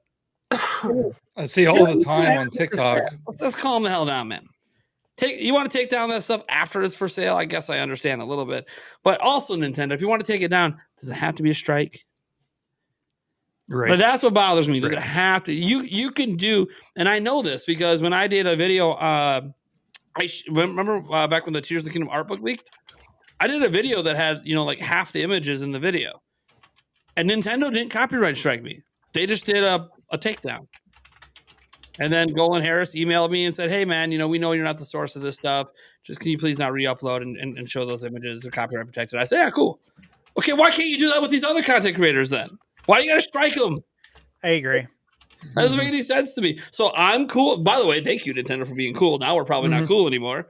But I'm just saying, like, you didn't, man. Yeah, like, be a bit more savvy about the optics of what you're doing. Like, if it was just a takedown, it probably wouldn't have been that controversial. But they doing a strike, you're affecting his ability to live stream. You're affecting his ability to make money once he had the second one. And a third one, you literally just nuke his career. It's done. So, like, it's just think a little bit before you act, or reach out and maybe just request that he takes content down, But I know it's just from the sounds of Kit and Krista, when they talked about their time at Nintendo, it sounded like they were very out of touch with a lot of this online creator space. Didn't really know what they were doing. I don't know if they've figured it out yet. I think there's people that have. Well, select people. Yeah, because it depends on what person you get at Nintendo that's reviewing your case. So, like in your case, there's probably somebody that knew what was going on. Well, the fact that my video got taken down and then they proactively emailed me, I'm like, hey, this is someone who actually pays attention. I got lucky. Right. I got lucky with who spotted my video. Or they just knew me because, they used to send me review copies or something. I don't know. So our last topic, I mean, look, guys. Did you guys really think we were going to go a whole podcast without talking Switch 2? Do you not see what my channel is? I can't even go. We went a day without a Switch 2 video just to talk about it on the podcast. Oh my God. We went one day. One whole day. To be fair, I had nothing to talk about with Switch 2 today. When you're so on top of everything, that sometimes there's nothing to talk about with that. And I stupidly talked about the emulator stuff yesterday, so I did 2 videos, and I should have saved that for today. But stuff happens. Let's go ahead and get to this last topic though. So there has been a few rumors. I think one thing, the most fascinating part of all of this, because the Nintendo Museum opened this week, but there was select people that Nintendo brought out, like Rogers Base, who got to go early and do like a tour video. It's not getting talked about a lot yet, but there are parts inside the museum that are ready for Switch 2 to be put there. Yep. Which is really, really fascinating. He was allowed to show that? I don't know if he was allowed to show it, but there's one like a couple frames in his video when he's at the controller section that shows here's the controllers over the years, and then here's what's next, and it's blank. So it's like, oh, they're gonna put it there, after it's revealed or released or whatever. It's just what a shocker. Nintendo prepared their brand new museum for what the next device is going to be. It's going to be in there eventually. I mean, it's not really a surprising thing. It's just like, oh, what if someone, back in my mind, I'm like, man, what if someone slipped up and there's a date at one of these displays somewhere? But we haven't heard anything yet. It's probably all part of their plan. Nintendo might be marketing geniuses. Maybe. They leave those spots blank so everybody speculates. Like the Switch 2 trends like every other day. Oh yeah. And they don't even have to do anything. Poor Nintendo of America can't make a tweet without all the replies being, where's the Switch 2 announcement? What are you guys doing? I mean, yeah, so they don't need to reveal it. It was even to the point where DM Direct, they had to follow that announcement, not talking about Switch 2. So, they can't have a single presentation or event without following it now, without saying there will be no mention of the Switch successor. Did you guys see the joke tweet that went out after the PlayStation showcase? Yeah, that was announced? Great. Yeah, and like Nintendo's in the reply. No mention of the Switch successor. What happened? No, that was so good. The fake tweet. Yeah. That was gold. That was gold. I wish Nintendo would have done that. Oh man. Yeah, if they had the Wendy's PR manager for whoever runs that account running the Nintendo of America account, they would have actually responded to that and done it exactly like that. Yeah. What was that other account? What is it? Was it Walmart Canada or something? There's Walmart Canada. Oh yeah, Riley Little runs that account. He does all the memes. So funny. All the memes. Good stuff. So by the way, for those watching the video version, my camera went out. I just gotta give it a moment. It's overheating. So I'm gonna let it cool down for 5 minutes. Let's there's actually a lot with this topic. Like the museum stuff's cool, kind of obvious. It's a couple other rumors that were floating out there. Like one came from Vandal with this Ruben Mercado, who's a CEO of Blade, which is actually an accessory company I've heard of before. And they just do a lot of gaming accessories for different consoles.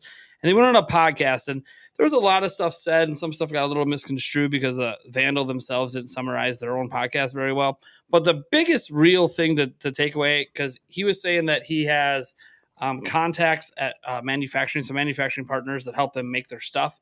And they told him that they can't make the thumb grips for this system for a reason that will be obvious once it's revealed. And that made me go, what the hell are they doing to the thumbsticks that you can't put a thumb grip on? Because like Steam Deck has the capacitive touch stuff on their sticks, but there's even thumb grips for that still work. So what the hell are they doing to the sticks? You guys got any ideas like what they're doing to these sticks that you can't have thumb grips? At least the tags. They just have thumb tags sticking out of them. Maybe no sticks at all. Maybe they're putting like a fingerprint sensor on the. Yeah, it's like a touchpad. That would be. They're collecting biometric data while you're gaming. Yeah. My guess is that the thumbsticks can be pushed down into the system so they lay flat and you can close the system. Like, for instance, imagine if you had like say a 3DS or DS and here we go. And you have a thumbstick, right?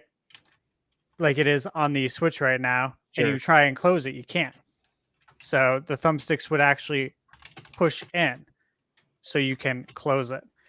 That was the first thing I thought of when I read that. I'm like, why wouldn't you be able to do that? There's got to be a reason why. There's something we don't know. A scary thought would be as if they made the thumbstick so flat to the surface. Oh my god, are they circle pads? No. Yeah. That there's just no way circle pads to latch on. That would be so bad. And what if you did that? I know it's a scary thought. Replace those with third-party stuff right away. That's bad. Yeah. I gotta say though, I didn't hate the circle pad on the 3DS. So I did. I didn't hate it. Compared to an analog stick traditional. Well, yeah, I mean, yeah, but it fit the system. Like, it's not like they were going to be able to put an actual stick on it. But I kept wondering if they were going to be like touch pads, like the ones on Steam Deck. They basically, when you cover them, it just kind of enables motion control. They don't really do anything like super cool with them. It's just, hey, it's covered. You have motion control if you want it. So what if instead these are more like, on like PlayStation, they have a touchpad. What if these are kind of touchpads? You get a little bit of mouse freedom with it, where if you move your thumb on it, so like you can't put the cover on because you'll lose some of the precision with being able to like move things around quicker. And I kept wondering, like, what would that be useful for? Well, there are some games on Switch that are just better with a mouse. And so there would be games that might want to take advantage of that sort. I'll give you an example. Civilization. I would love it if my right thumb, I could do a little, and you might go, well, mouses, you move your whole hand. I'm like, have you never used a Lenovo business laptop? They got the nub, baby. Yeah. And that nub is there for a reason. People do use it. I don't know who, not me, but people do use it. It is a thing. So I thought like maybe that is something like if they cover it up, it just affects the accuracy too much. But I don't know. That's just a thought I have. Like the only thing I can really think of that would actually be like a really neat feature that you don't have to use, but some devs might want. I don't to happen, but I mean it would be something to do the whole thing like Thunderstash and use the whole like foldable electronic making a comeback for like phones and stuff, and make the Switch foldable, like just as like sort of a get more portable. I want that because I don't think that's the way to go. At the same time, am I the only person that doesn't want dual screens? That what? Am I the only one who doesn't want dual screens? No, I would love it. I want it as an accessory add-on strictly. I don't want games built around it. I don't want anything marketing. Like, if you want to play 3DS and DS games on Nintendo Switch Online, here's how you do it. And if you buy this accessory and you want to play in handheld mode, now you can see like your inventory or something else on the second screen if you wanted to. But I don't want Nintendo to base gimmicks anymore around dual screen gameplay. I agree. No, I agree with that. Yeah. I like that idea. That's where I'm at, Sumbro, as well, and Brandon as well. Like, what I had thought about is, hey, I really don't want them to develop games with two screens in mind, because that's just gonna make it harder for developers to bring over all of their third-party games. It's gonna create more work for them if they're gonna have to tack on stuff for the second screen. We don't want that. We've already been down that road. But if it isn't an accessory that I can buy, and that, hey, if I'm playing, for example, Tears of the Kingdom, I can't tell you how many times in Breath of the Wild, Tears of the Kingdom, and even to an extent, Echoes of Wisdom, right, that I bring up my map. I use the map a lot, and I really enjoy using the map. But I don't enjoy pressing pause every time and moving around and figuring out everything. Where I'm going and where I need to set markers and what I'm doing next. If it was static on the second screen, or if there's a second screen that I could literally like tap it to place a marker while I'm playing Zelda, that would be, to me, that'd be badass. Like, right? Like, agreed. I think that'd be really cool. And even when I play Zelda, like, I have a map open on my laptop, so I can see a big map, and so I don't have to pause it 500 times. So I can just continue to like stay immersed in the game. I have a map right there. And so yeah, map inventory, like you said. And I know we're going to talk about it in a moment. Another rumor. Actually, I won't get into it. I'll let you set that up, Nate. But it's just another thing that I thought of while playing Echoes of Wisdom. But again, I would like a second screen. I know in what you're that hinting sense. at. Yeah, you know what I'm hinting at. Well, but I do, but I also, and not to go into that yet, but I also think that, yeah, like if you look at Zelda games and even just a lot of games now with how many things will sometimes pop up as options, you could entertain the idea that a second screen would come in very handy for that, not just the map, but all these different, echoes or whatever you can select, even in Tears of the Kingdom, how many different things you go through in a menu system. It would make some sense as an enhancement to have a second screen, in front of you to handle all that stuff. Yeah.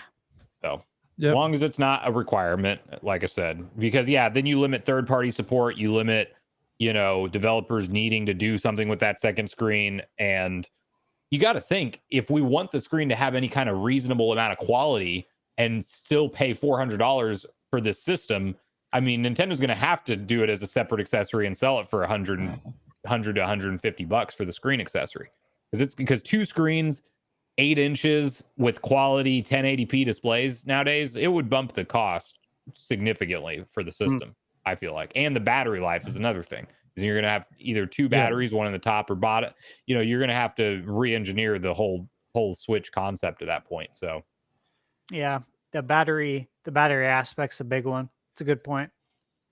Yeah. Well, since we almost got into it, there's another rumor floating out there, which this rumor is a really weird one because it comes from basically a random person. That's a trust me bro thing over on Reddit. However, the reason that it's actually interesting isn't really because of who said it. It's because it's not actually the first time we've heard it. There's actually another crazy airport rumor a while back related to this, plus a patent, plus Sakurai himself saying that he's told Nintendo to do this. Of course, we're talking about some sort of scroll wheel style thing on your L and R button. He claimed that this person in particular on Reddit claimed that they held basically they won't reveal what their job is, of course, because if they are legit, they don't want to give too much information away. But they apparently held a shell, like a shell that had like the buttons and everything, but like no actual like internals in the screen area. Like he mentioned, like there wasn't even vents on top or like a cartridge slot or anything, which will probably be one of those things that maybe an accessory maker or something would have, where like you don't have to turn the switch on, you just need an idea of how to shape your products and stuff. And he said in holding this shell, the most interesting part to him was the L and R button basically had a mouse wheel like design that you could push in, but he said for some reason it was flat like a normal L and R button. So he says if you think of it more like a conveyor belt style thing. And again, I don't know how much credence we want to put into the conveyor belt style aspect of it, although maybe it could be a nice little engineering feat they pull. Because my whole thing when I hear conveyor belt, I'm like, okay, so it must come off a little bit, but you can get gunk behind it, which is gonna spin around and get in it. But then I kept looking because that could happen with mouse wheels too. Well, as I look around and like all my mouse wheels, none of them really have a bunch of gunk on them. I thought, I'm like, oh, maybe mine do, and they really don't.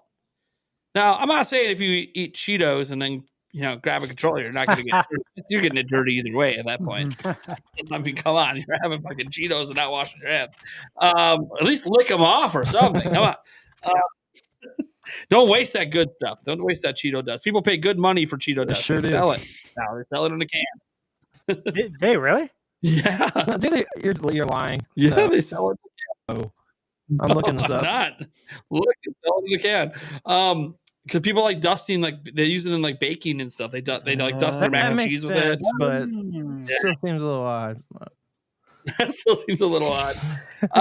So the point is that it's obviously just a really like the reason I talked about it wasn't really because that guy said it. It was just because it was being brought up again, and it just reminded me that we haven't talked about this in a long time. This concept of a really neat way to evolve a controller that doesn't change the controller. You still have your clicky LR. It's not replacing the trigger buttons or the triggers, but it's adding this functionality, which again, think of Tears of the Kingdom, think of Echoes of Wisdom, even think of Smash Bros. How convenient would it be to have a really nice feeling, roll there that just kind of goes with like a mouse wheel.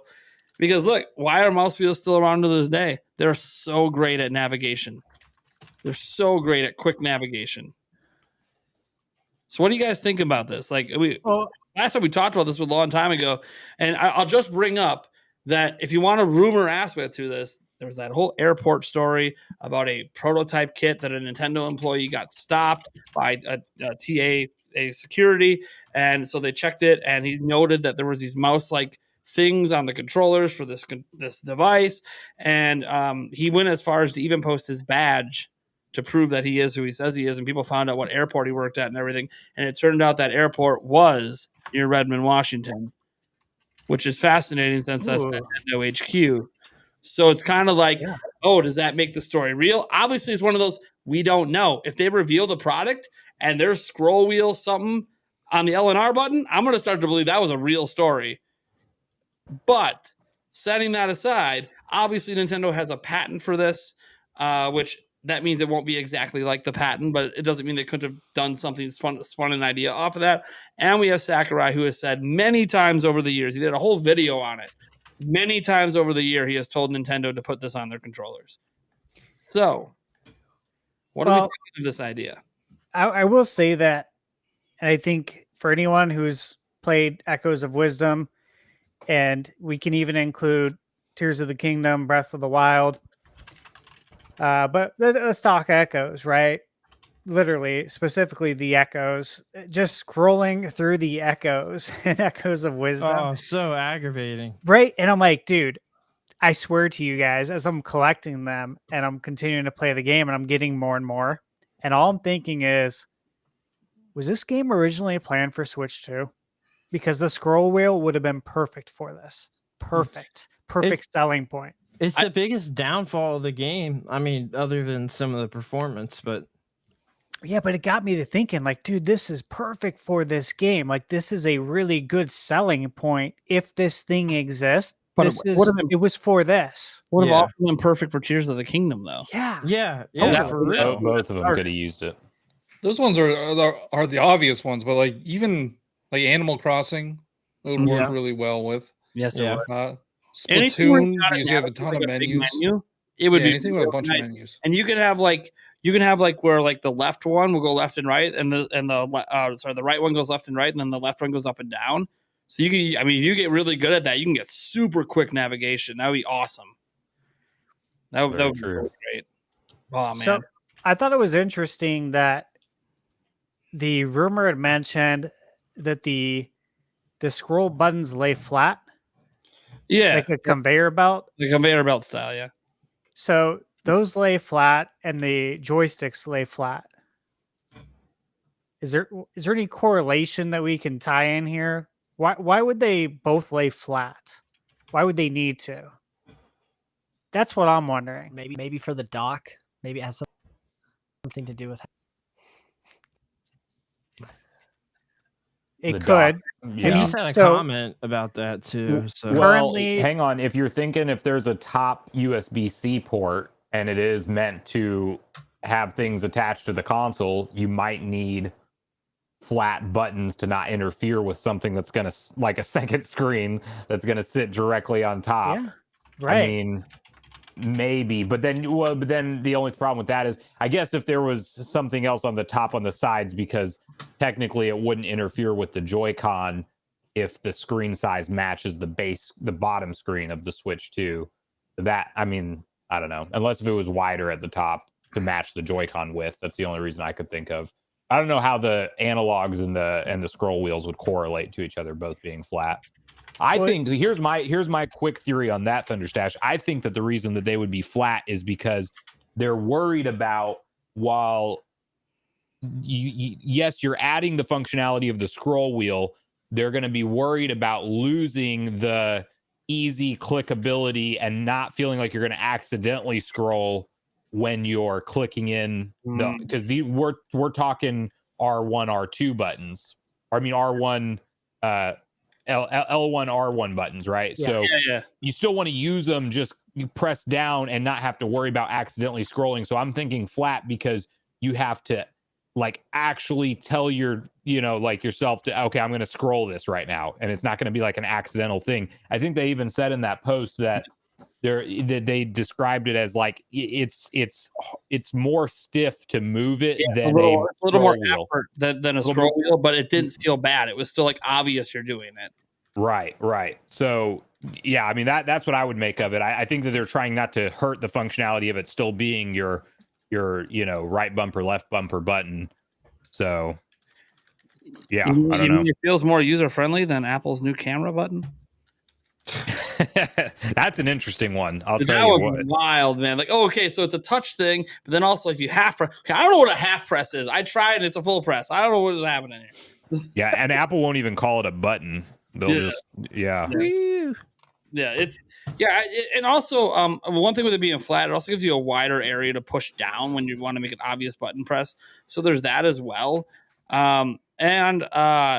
There is something to be said that if it was a round like mouse, like as much as I'm used to my finger being on the mouse, I do press the mouse wheel in sometimes, but not often. Well, this would be one where it would be pressed in pretty often because it's a standard button.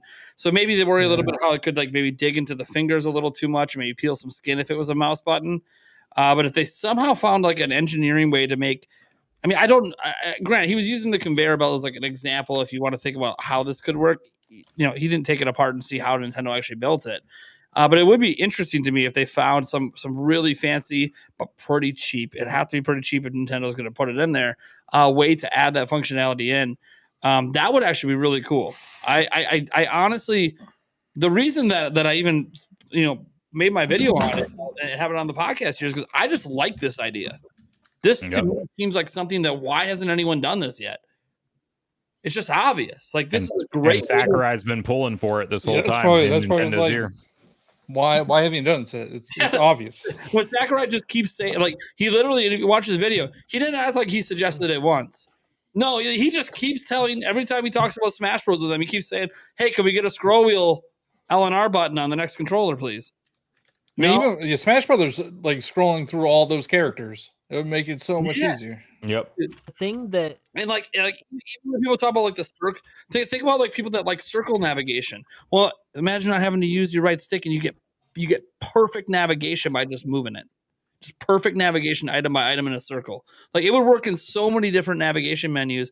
And I know people are like, well, why would they add something that's primarily used for that? Because think about how many damn games you're navigating in a menu. Yeah, you're navigating inventory. It's a lot of them. Mm-hmm. It would be a widely used function.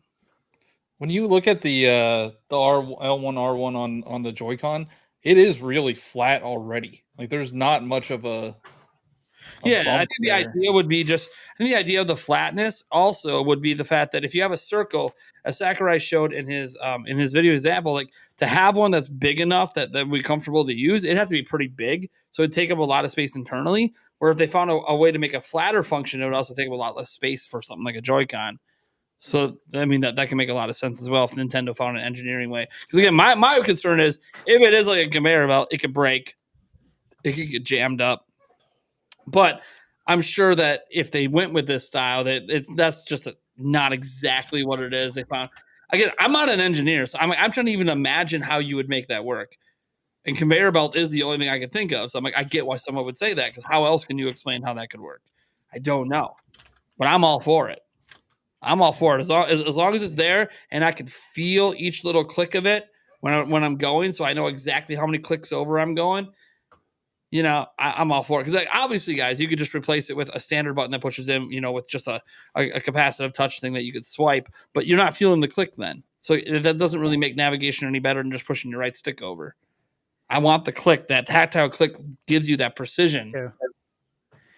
To me, this feels like it would be a very good addition that doesn't feel like a gimmick.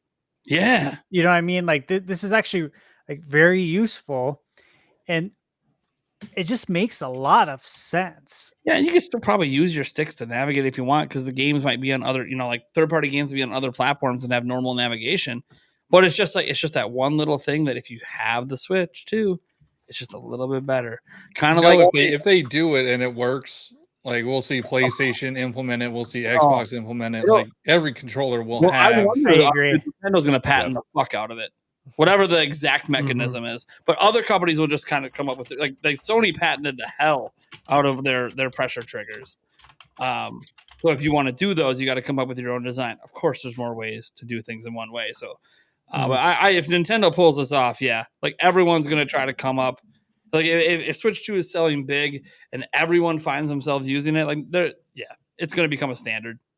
You'll see PlayStation 6 slip the feature in. Easy. That's the real one to worry about. I don't know scroll. Microsoft's going to care. It'll be called the DualSense Scroll. The DualSense Scroll. Don't just make it super. And by the way, all these companies steal controller ideas from each other, so it's whatever. Sure That's how things become standard. One company does it, it takes off. People find it really useful. See, other companies decide let's add it in. See, it starts as a gimmick, and then it's not a gimmick once everyone decides to accept it. So Rumble Pack, prime example. Yeah, the Rumble Pack, and then the DualShock came out. Yeah, same generation. Yeah. So setting that aside, I mean, one, do we believe that this is like has a realistic chance of happening, or is this just like a pipe dream scrapped idea?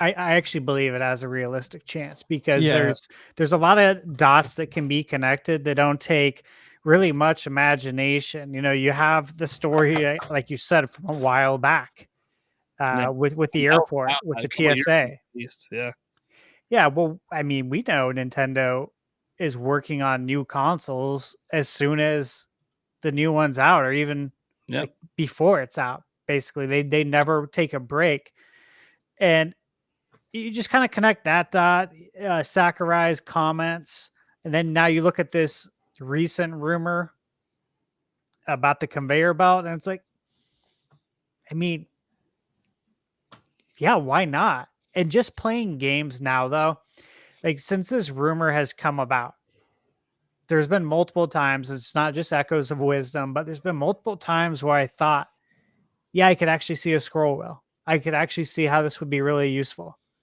Yeah. I mean, the Zelda games are the super obvious ones, because especially Echoes of Wisdom, because they went with one row. Yeah, exactly. Just why didn't you do multiple rows, or like a different button brings up enemies, different button brings up items? It's like, I don't know. What are we doing here? Feels like it was tailor made for a scroll wheel. And like when you have all those repeated items, like why can't it just all the repeated items be listed under one item? You go over that, then you have to go down to select which one you want. I thought about that too. I'm like, I wish there was like a ways they could have not made that be as tedious. Yeah, like a favorites or something. Yeah. Because I'm using the bed a lot. But like, okay, what bed am I using the most? Well, the best bed, obviously. So I want that one selected. The other ones, make me have to hit something to go select the other ones. So the last part I want to get to on the Switch 2 topic is because, look, guys, we entered a new month. Okay. It's October. All right. September went by. It didn't happen. So, of course, the hot chips, they're here. Not tonight. It wouldn't even be fun if I did it now. We're towards the end of the show. But October 9th, so next week's podcast, yes, the hot chip challenge is going down. Me and Eric are doing it. Possibly our special guest, although he might be wussing out now. We'll see. But he didn't realize what he was signing up for. So he might be wussing out. That being said, the Hot Chip Challenge will be going down on October 9th. It'll be the first topic of the podcast. So I'm just telling you right now, topic 1 next week. It's already pre-done. It's my topic. It's the Hot Chip Challenge. It's paying the Pied Piper, the hot chip bet that it would be revealed in September. Obviously was wrong. So enjoy my torture and enjoy it for a 2-3 hour podcast, because I don't know how I'm going to get through the podcast. I didn't think about that when I decided to do it on the podcast, that I actually have to get through the podcast. See, Eric talks so much, he'll just talk all the way through it. Damn straight. Me, I don't know how I'm going to make it. That's why I'm just saying topic 1 is my topic, because I'm doing the hot chip. Because I don't know if I can lead more topics. I might just be like, all right, topic 3. I don't know how it's going to go. There might be some porcelain throne visits here to the show. So I got to make sure the other topics are ran by the other people. So that being said, I might give Eric a break. He might not have to take a topic next week. I'll have stash double up or something.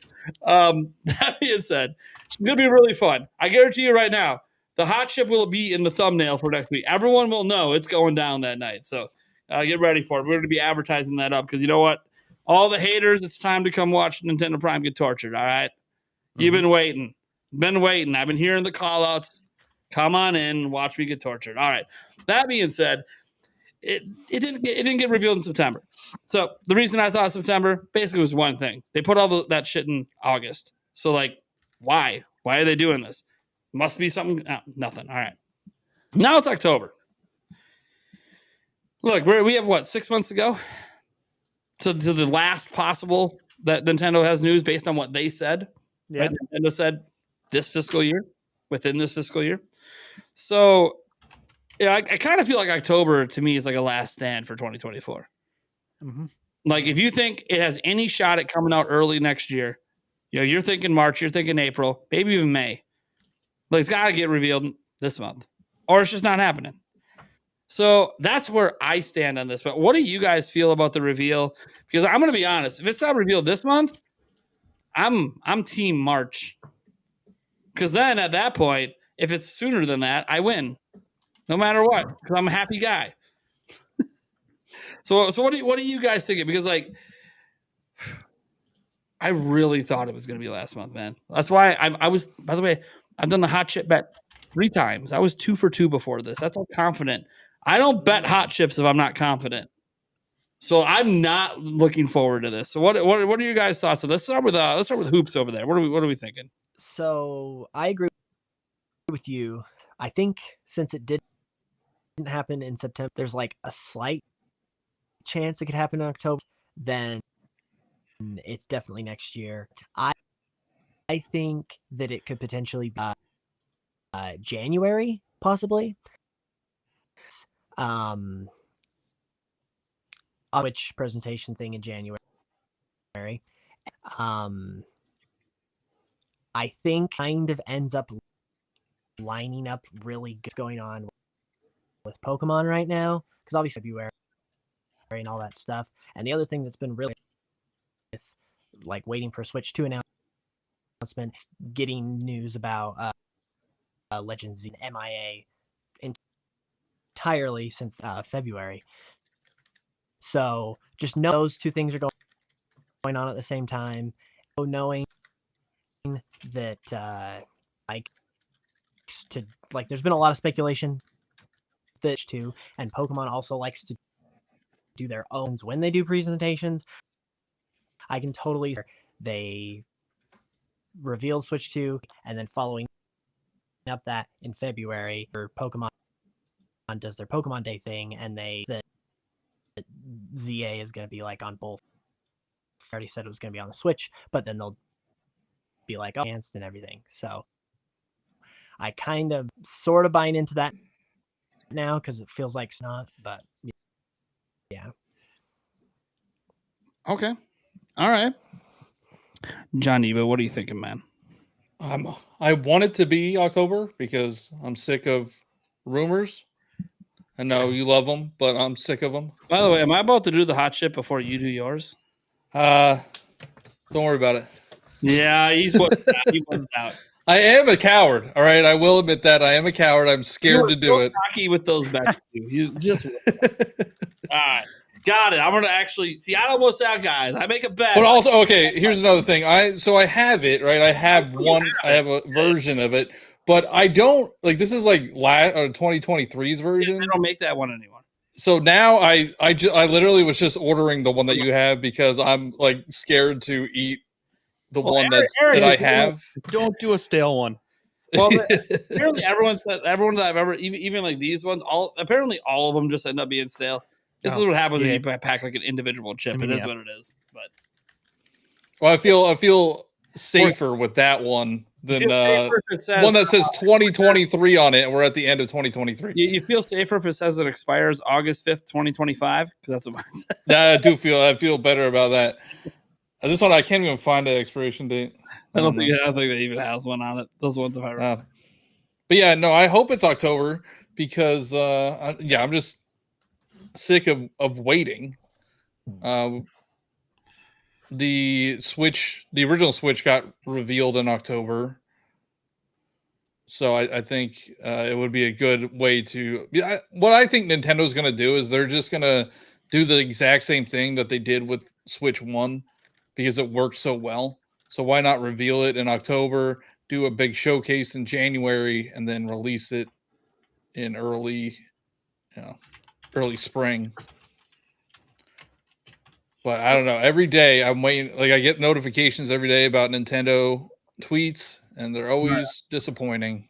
Yeah, everyone can, and the thing is, all their pattern with tweets are just like done right now. They're just randomly doing them. It feels like. Yeah. They used to be like, we're gonna get a tweet at 8 a.m. We're gonna get a tweet at like noon. We're gonna get a tweet at 4, and then a tweet at 8 p.m. No, they're just all over the place. So now everyone's like, oh, why are they all over the place? They're just gonna surprise us. And it's like, who the hell knows? Switch 2 trending no matter what. If they don't tweet, Switch 2 is trending. If they do tweet, Switch 2's like who the hell knows what's going on? Eric, what are you thinking about? I know what you want. ASAP. I mean, it'd be a hell of a birthday present tomorrow.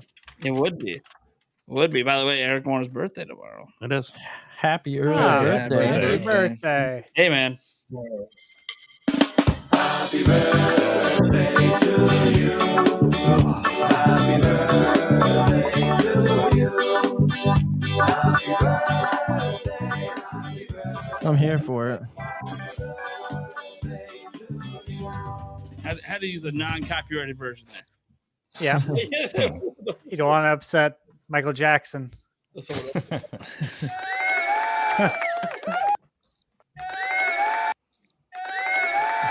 is happening?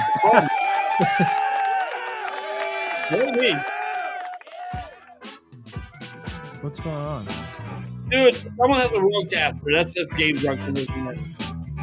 Those are the I ain't even near mine. Mine's over here. It ain't mine. Half my stuff's not working right now. Yeah. I ain't even close to mine. I have to reach all the way over here. It's got an Evo, isn't it, you guys? I do not have one. I don't even know what you're doing.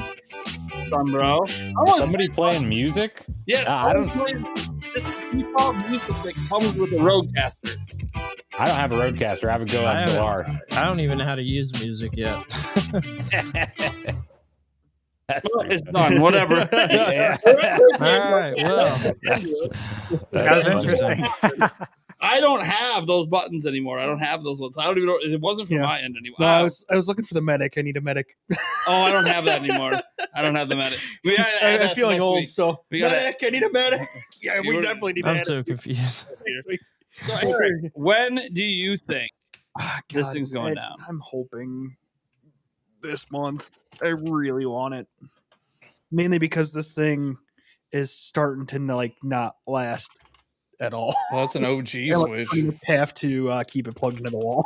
Yeah, that's a day one. Yes, it is. Ugh.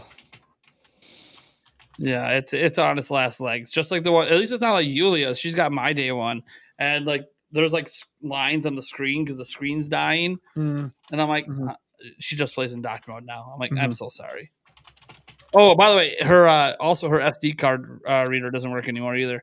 So she's trying to play Fortnite, but it takes up the entire internal memory. You can't even have game saves on there. I'm like, damn it. So she's she went to play her Tears of the Kingdom thing today, and she realized she deleted her save file and didn't back it up.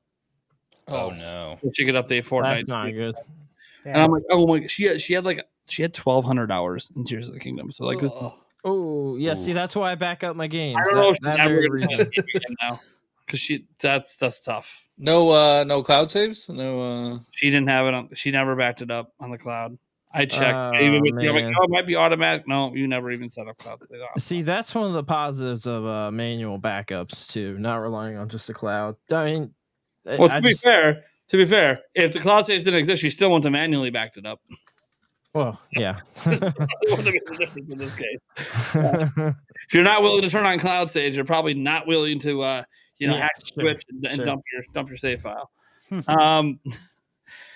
So yeah, ASAP because your Switch is on its last legs. I get it. I understand.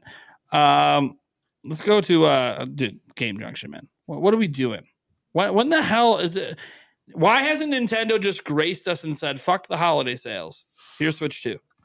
Man, I don't know. I've got a lot of thoughts. I still think that we're going to hear something in October. That's my hope anyway for Switch 2. I legitimately don't know. I've ran through my mind 100 different times, what Nintendo could be doing. And it's, I agree with some other things that were said. My hope is that we do get an announcement in October, because that's what I've said for the past 2 weeks now, hoping I'm that gonna say it's this. October. If the announcement is October 10th and they announce on October 9th they're doing it, that would just be poetic justice for the hot chip. That would be What? Yes, it would be. I hope Nintendo hears this. That's all I'm Nintendo, saying. if you have They know. any mercy for my body, you will let me push through the hot chip with excitement. His body is not Reggie. Yeah, but that's my hope. So I guess we'll see. I mean, it's hard to say. So Sure. It's Sombra, man. Come on. You and I aren't having the combos like we did once upon a time. I need to hear what you think here. Yeah, I'm still Team October, 100%. Yeah, and the reason is because, well, first of all, I wouldn't have ever ditched Team October. I thought Nintendo will just do what they did with the Switch 1. But then whenever all that September stuff happened and PH Brazil was talking about things getting moved up, and it does, and we see, and he says presentations, and it's like a museum direct, which is like, that's kind of random, kind of crazy that they did that in August. Then, and which, by the way, they had plenty of time. Like, they could have done that at any point in September before the opening in October. Yeah. And then we see them do a combination Indie World and Partner Direct, which has never happened. And that's like the last week of August. And now I'm like, okay, well, they're clearing out September. We've had a freaking Direct every single September in Switch history. This is it. And so that switched my thought process to September makes the most sense. It's happening in September. I always still had it in the back of my mind that maybe they do wait to October for some reason. And almost I'm thinking later into the month, like around that same time frame, because people are starting to do their holiday shopping now. And there's no doubt that like this announcement will somewhat affect a certain percentage. But like that week that starts on the 20th on Sunday, or Monday, if you started on Monday, 20th, 21st, that week, I think is like a prime week that they can just go live with this trailer. And I really think that they're going to try to do an early next year launch. I don't think that they're going to wait until holiday time. A lot of the leak reports and things we've seen have done that. I know like Tom Henderson, Insider Gaming, saying all of like the other, consoles getting announced in 12 to 18 months. Like we're kind of in his timeline of like, well, people need to start announcing games for Nintendo's console. And if it's unannounced this whole time, they can't do that. There's the accessory manufacturers leaking that's saying, maybe it's March, maybe it's April. We had that Christopher Dring thing saying whispers of, of it happening. Wait, was that I might be conflating two different stories. I don't remember if Christopher Dring was talking about a reveal in October, and that was the whispers he was hearing, or if it was about it being launched in March or April. But regardless, there's a lot of like things that point to them just wanting to recreate the same type of momentum they had with the original Switch. So I'm Team October. I think it happens towards the end of the month, and I think we get like that super short week turnaround. Yes, the right? week before Halloween. The week before Halloween. I don't think it happens on the week of Halloween. That it's after, the week after Mario Party Jamboree comes out. Otherwise, if Jamboree wasn't coming out on the 17th, I would say that week makes the most sense. Yeah, obviously, yeah. So that, but it's not, as much as I want to say it's 100%. I don't know what Nintendo's doing in this console generation. Like, it's very hard to predict. But I do really think that there's a good solid chance that we do get it this year, because the other thing that makes me not think it was ever planned for a reveal for early next year was that I know they needed to get their investors off their back, but why say it in May that they're going to be talking about the Switch successor, like May 7th, literally so early into 2024? And I know they said fiscal year, but why bring it up that early if you're not even going to be talking about it until February or March of the following year? Yep. Yeah. Great point. All that going together. We don't know about any Nintendo Switch games past, Donkey Kong Country Returns with a release date. Obviously, that can change at any time, but they held one mainline direct in the year of 2024. The other ones were partner events. Everything's so quiet. They could leave it quiet until next year, but I don't think they will. I think they're going to start drumming up Switch 2 hype. So this is the month. Let's hope, like I said, next time on the podcast, let's hope we're talking about the trailer and what we learned from it. Yeah, man. I hope so. Please. Please. I hope they just use that same image of Mario peeking around the corner. That would be great. I would love that, cool. Honestly. And they should just word it the same. Be amongst the first to learn about, Switch. Learn about NX. Yeah. Camera's frozen again. Yeah, that's right. Perfect time for Thunderstash to take over, man. What are we doing?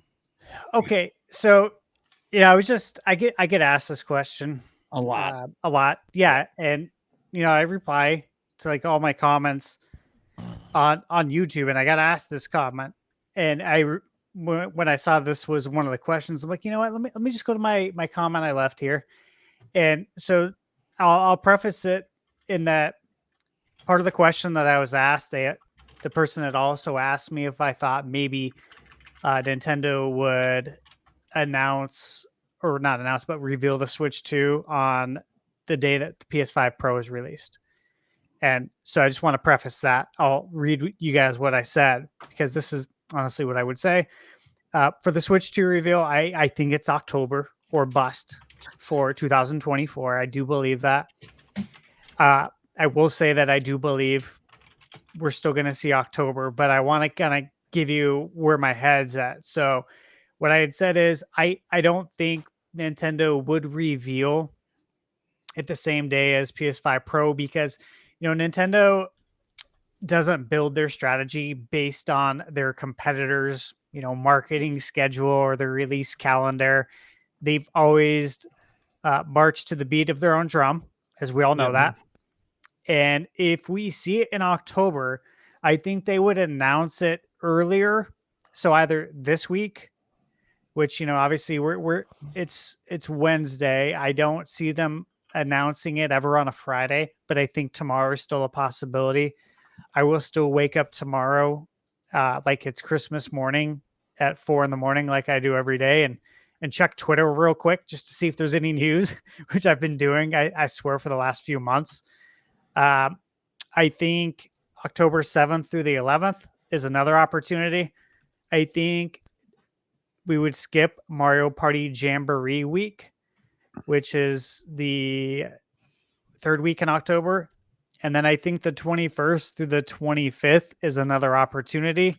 And then I think we skip the week of Halloween, because it's a busy week, and I just don't see it happening on a week that is a day that's celebrated, not just in the US, but in other countries. So either week 1, 2, or 4 of October would be my guess. November feels a little too late to reveal a console that won't be on the store shelves this holiday season. And I think that could actually confuse some consumers that aren't as savvy as we are. Now, the caveat is, unless one of the Switch 2's biggest selling points, which we've talked about this before many times, but if one of its biggest selling points is improving resolution and frame rate of Switch 1 games by using DLSS through backwards compatibility, then maybe I could see that happen. Because if that's a highlight of the reveal, I think it could improve Switch 1 software sales. And ultimately, that's where the real money is made, on software, not the hardware. And then as far as December goes, I think it's too late in the holiday season. We all know that that's where games go to die, when they're released in December. And so certainly, except for Smash. And so certainly I don't think we would see a reveal that late in the year. And so really, I think the best move would be to either announce it before people start buying Christmas presents, October, or the beginning of 2025.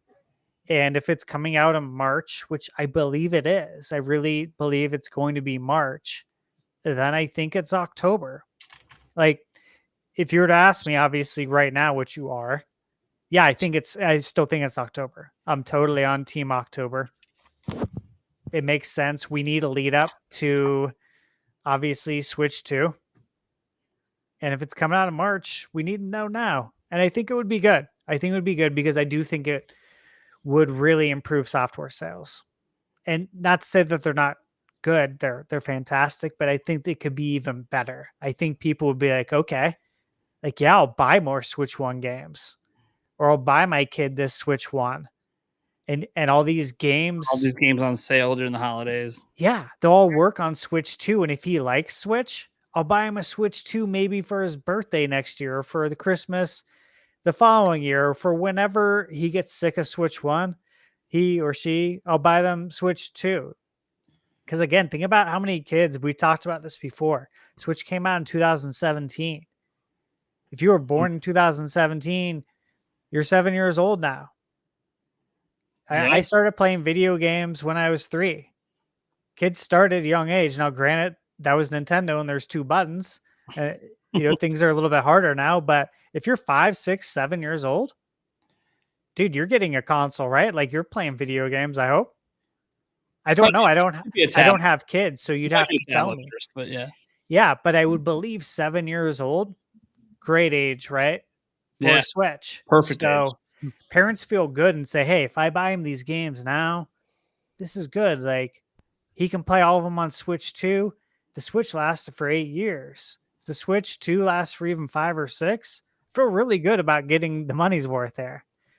So that's where I'm at. I think October, guys, but I do think it's October or bust for 2024. I agree. Yeah, it just makes a lot of sense. I mean, you can repeat the Switch, obviously. With all the holiday bundles, maybe it doesn't impact sales that much of the Nintendo Switch. Obviously, the software is where the money's made, anyways. So obviously, I want this thing revealed sooner than later. The only thing we know is by the end of March, and they could wait. It could be a holiday console next year, and they don't reveal it till March. That's entirely possible. We don't have anything to really go on other than this, and I do think at this point, I'm a pretty big believer in PH Brazil. I think he has he's proven himself. I think pretty definitively. And one thing he has said, and he said this recently, people were talking about it being in September, and he said, "Oh, it could be September. It might be October. The sky's not falling here. I'm not going to tell you, when if I find out when it is, I'm not going to say anything anyways." But he did say that he would be flabbergasted if it wasn't revealed in 2024, because nothing has changed from when he reported all the way back in February about the Switch 2 delay. He said nothing has changed, and everything he was told was this thing is coming out in March and it's being revealed in 2024. And he's been sticking by that consistently in every podcast he's been on, every show he does. Whenever the topic comes up and they're like, "Oh, when's it coming out? When's it being revealed?" It's like, I don't know when. I just know it's being revealed this year and coming out in March. Now, could March end up getting pushed to April? Of course. That's entirely possible. But it's still one of those things where it's like, man, unless he gets information that says otherwise, we're 6 months away. And we're technically, if his 2024, like it's being revealed this year thing, information is correct, well, we're in October, guys. We're getting towards the end for that to kind of change at this point. So that's my one little hopium that, you know what, it's got to be this month, because it's the one that makes the most sense out of what's left. And PH Brazil said he would be flabbergasted, which is, if you look up the definition of the word, it's a very, very, very, very surprised, basically. Extreme surprise if it wasn't revealed this year. It would also mean it's probably not coming out in March if it wasn't revealed this year. Unless Nintendo's doing something crazy and doing January, March release. That would be insane. That'd be the shortest reveal to release, I don't want to say ever. I think Saturn, one of the Sega systems has a month. Saturn, right? Yeah, I think it was Saturn. Yeah. It was crazy, and that didn't go well for them. So I don't know that Nintendo wants to risk, hey, we only got 2 months. We got this in the Super Bowl. You better buy our system. It's a little, you gotta give people a little more time to have word of mouth advertise this thing for you. So, well, yeah. We still got the 10th too, right? That October 10th rumor. Yeah. I don't know how much I did that rabbit hole, and I went so deep into that. And the more deeper I went, there's all these people that believe it, but I can't seem to find where it all originates from. Okay. Which makes me feel like it's made up, but I don't know. Now the screenshot of that was fake. I mean, that was obviously fake. The screenshot of the hidden Nintendo video, that was just based off the rumor. But man, that's got to be fake. It's just got to be, or it's not. And that's why the rabbit hole doesn't end, because the rabbit hole ends at a Nintendo employee, and no one's gonna rat him out. And we have our very own friend of the channel, Paul Gale Network, mentioning that he had heard from a pretty reliable person that there was a commercial shot for Switch 2, either at the last week of August or first week of September. And the Paul Gale Network, I don't know if people know, he was in 2 Switch commercials, official Switch commercials. He was in them. So if you look at the timing of when he said they were shot, he gave a bunch of background information on when the Switch commercials were shot and when they ended up airing. All of it was like 30 to 34 days later, which conveniently, if it was shot September 6th, would be October 10th. And maybe that's where the October 10th date came from. Interesting. Yeah, that's the thing, guys. But there's a lot of stuff out there that really makes me think October. And then we still got to go back to like the original thing, right? In that they freed up the whole month of September, which was something they hadn't done. We didn't have anything in September, also something they haven't done. So we had a back-to-back presentations, never seen it before. And we thought it made sense to roll out the red carpet, right, for October, or not for October, but for September. And then nothing happened. And this is the first time nothing's happened in September. So it just feels like it has to happen now in October. Everything lines up for October. Like, logically speaking, if you just look at what's out there, right? This is what makes sense. I will say this, though, and I throw this out there as someone who I know that I am guilty of this. I want this system to be revealed and released so bad that everything feels like a hint that might be nothing. Like, I people make fun of me for it and think I'm already faking from it. Dude, I fully admit I'm all up in the hopium copium. I know it.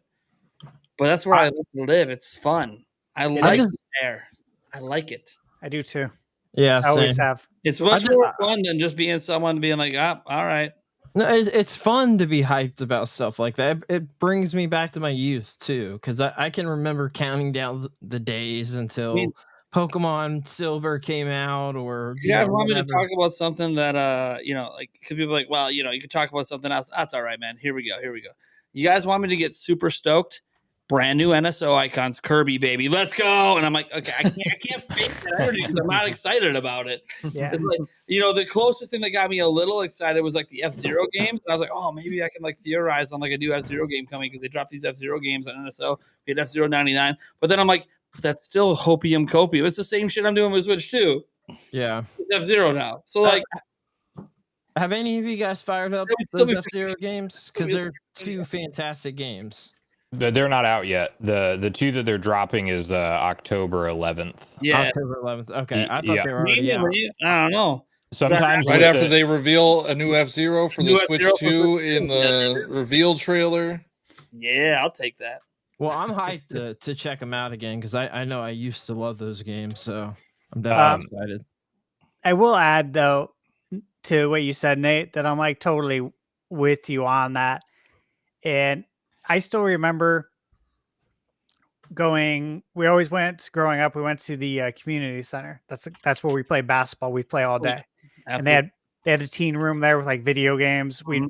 I can't tell you how many matches we played in WCW NWO Revenge to where like, it was the best and just so much fun. But as soon, and again, this is in like the earlier days of the internet still, but as soon as those rumors, the first one hit for Nintendo Dolphin, like we could not stop talking about the future of Nintendo. Like it was so exciting. And that feeling is definitely still like with me today. Me too. With Switch 2. And That's what I'm talking about. I like living here. I like living in that space. And the same with the Revolution. I mean, with the Wii. People can get mad at me all they want, man. I love talking Switch too. It is so exciting. I've never experienced a console launch with other Nintendo fans. Yeah. What's exciting for me is more so the games that we'll get with Switch 2. Yeah, like we're gonna see a new 3D Mario. We're gonna see a new Mario Kart. Like we haven't had those things.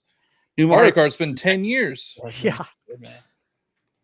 I remember a very long time. I have this cool memory. I used to go to the YMCA, play basketball and whatever there, and they had like a little dedicated room where they had video games set up and stuff for kids to hang out.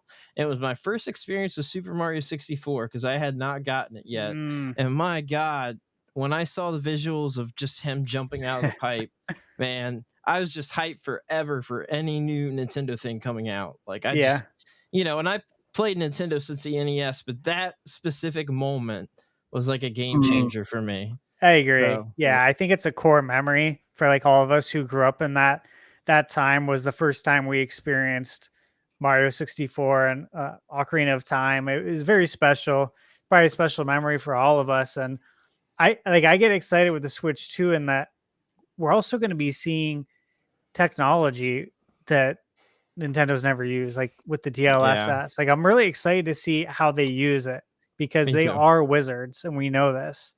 And so it's like, what could they do with this that would be really unique? And how are the games going to look? And look, you guys know, I've been reviewing NES games, Super Nintendo games, graphics. It all comes down to the art style, really. Because art styles can age very well. We know that. You look at like the old Disney movies and how well they have aged. Yeah.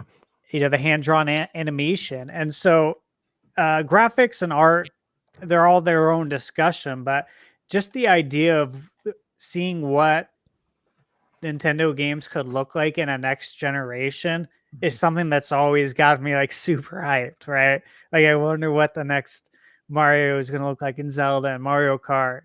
And even to another extent, it's like, man, to me, we just had the best Mario Kart and the best Smash Brothers.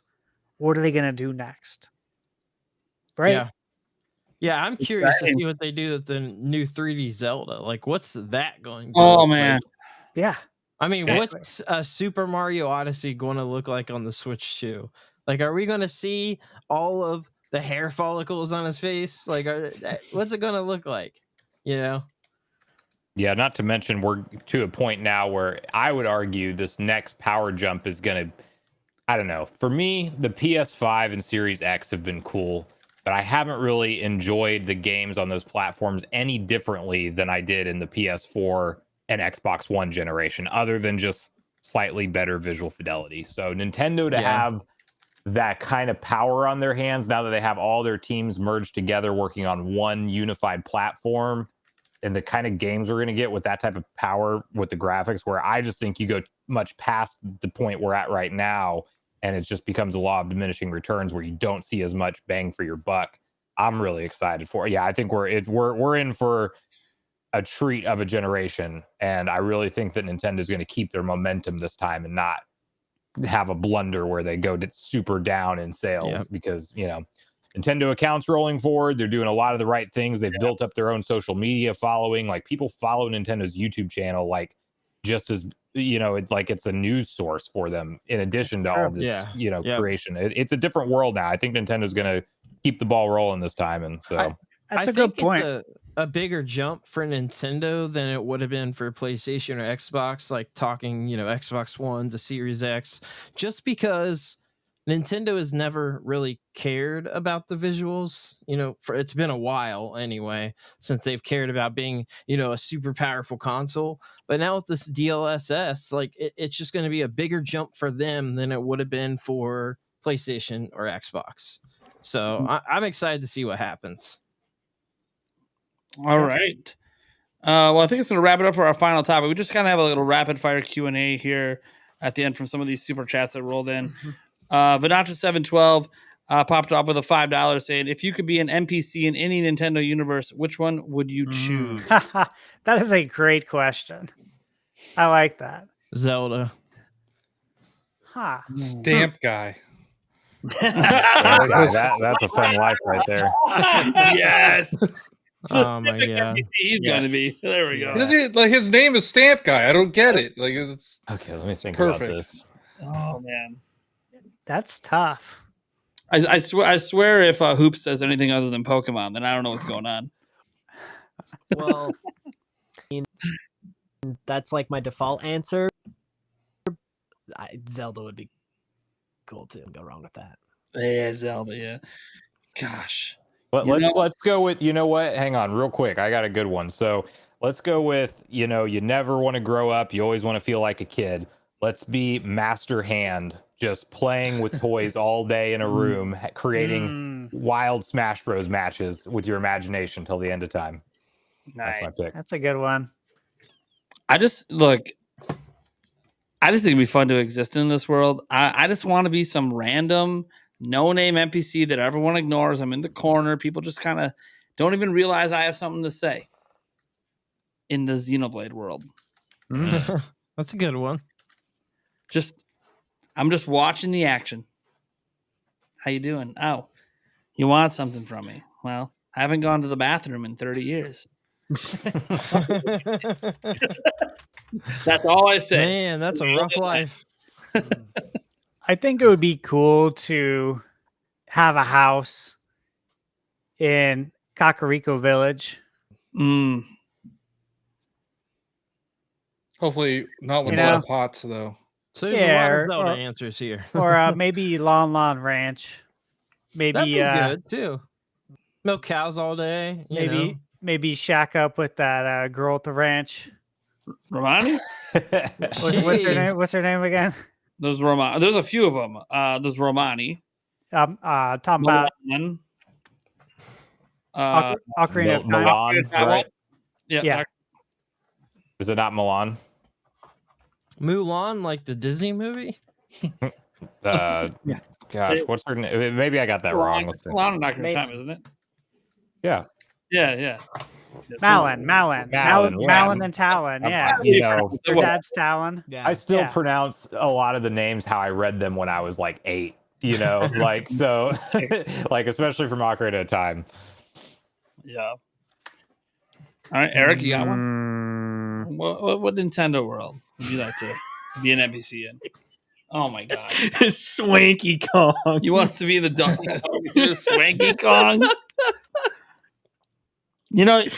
I see the resemblance, Eric. Hell yeah, I see the resemblance. Oh, that's great. That was I'm surprised you didn't choose Tingle.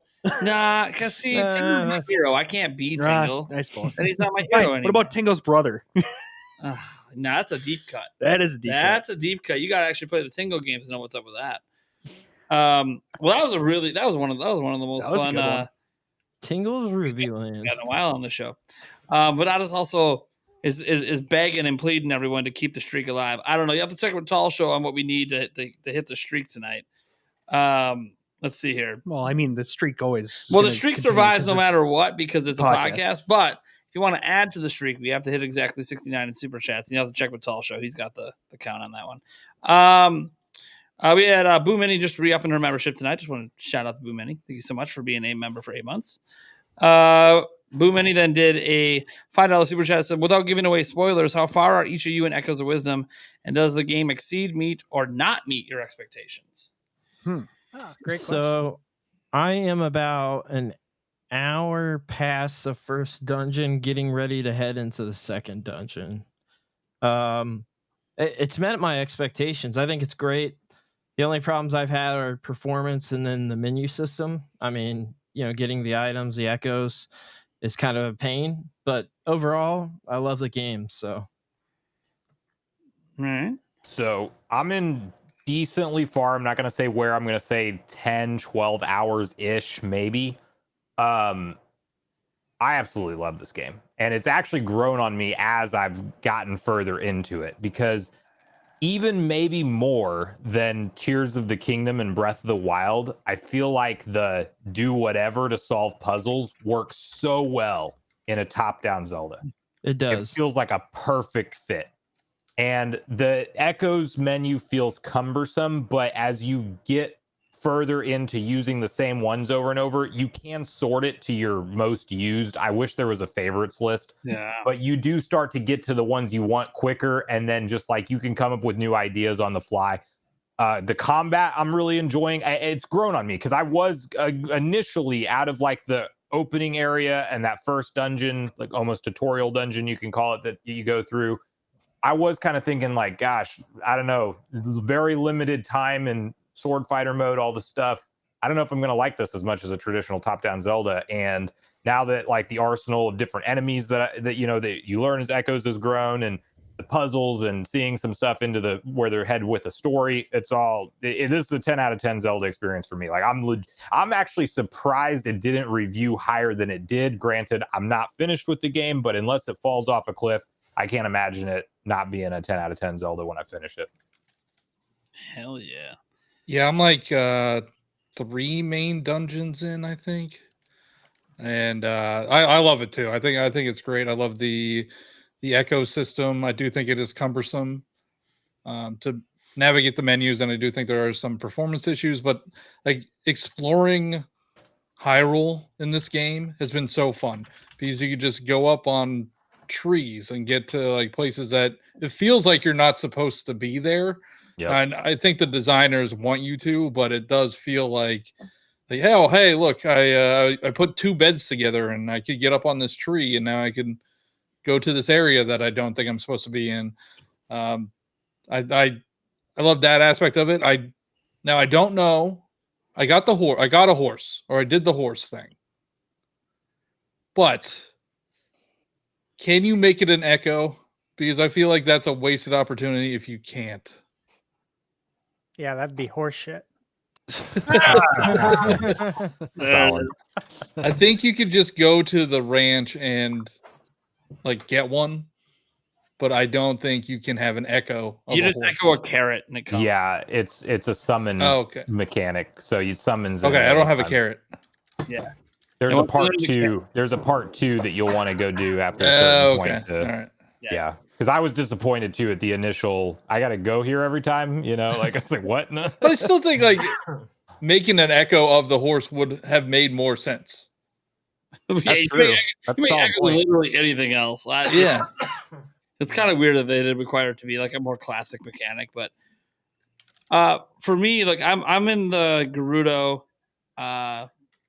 dungeon right now, and look, I was a little bit like I was really excited for the game, but then as I played the opening area, I gotta say the opening was a little weak, in my opinion.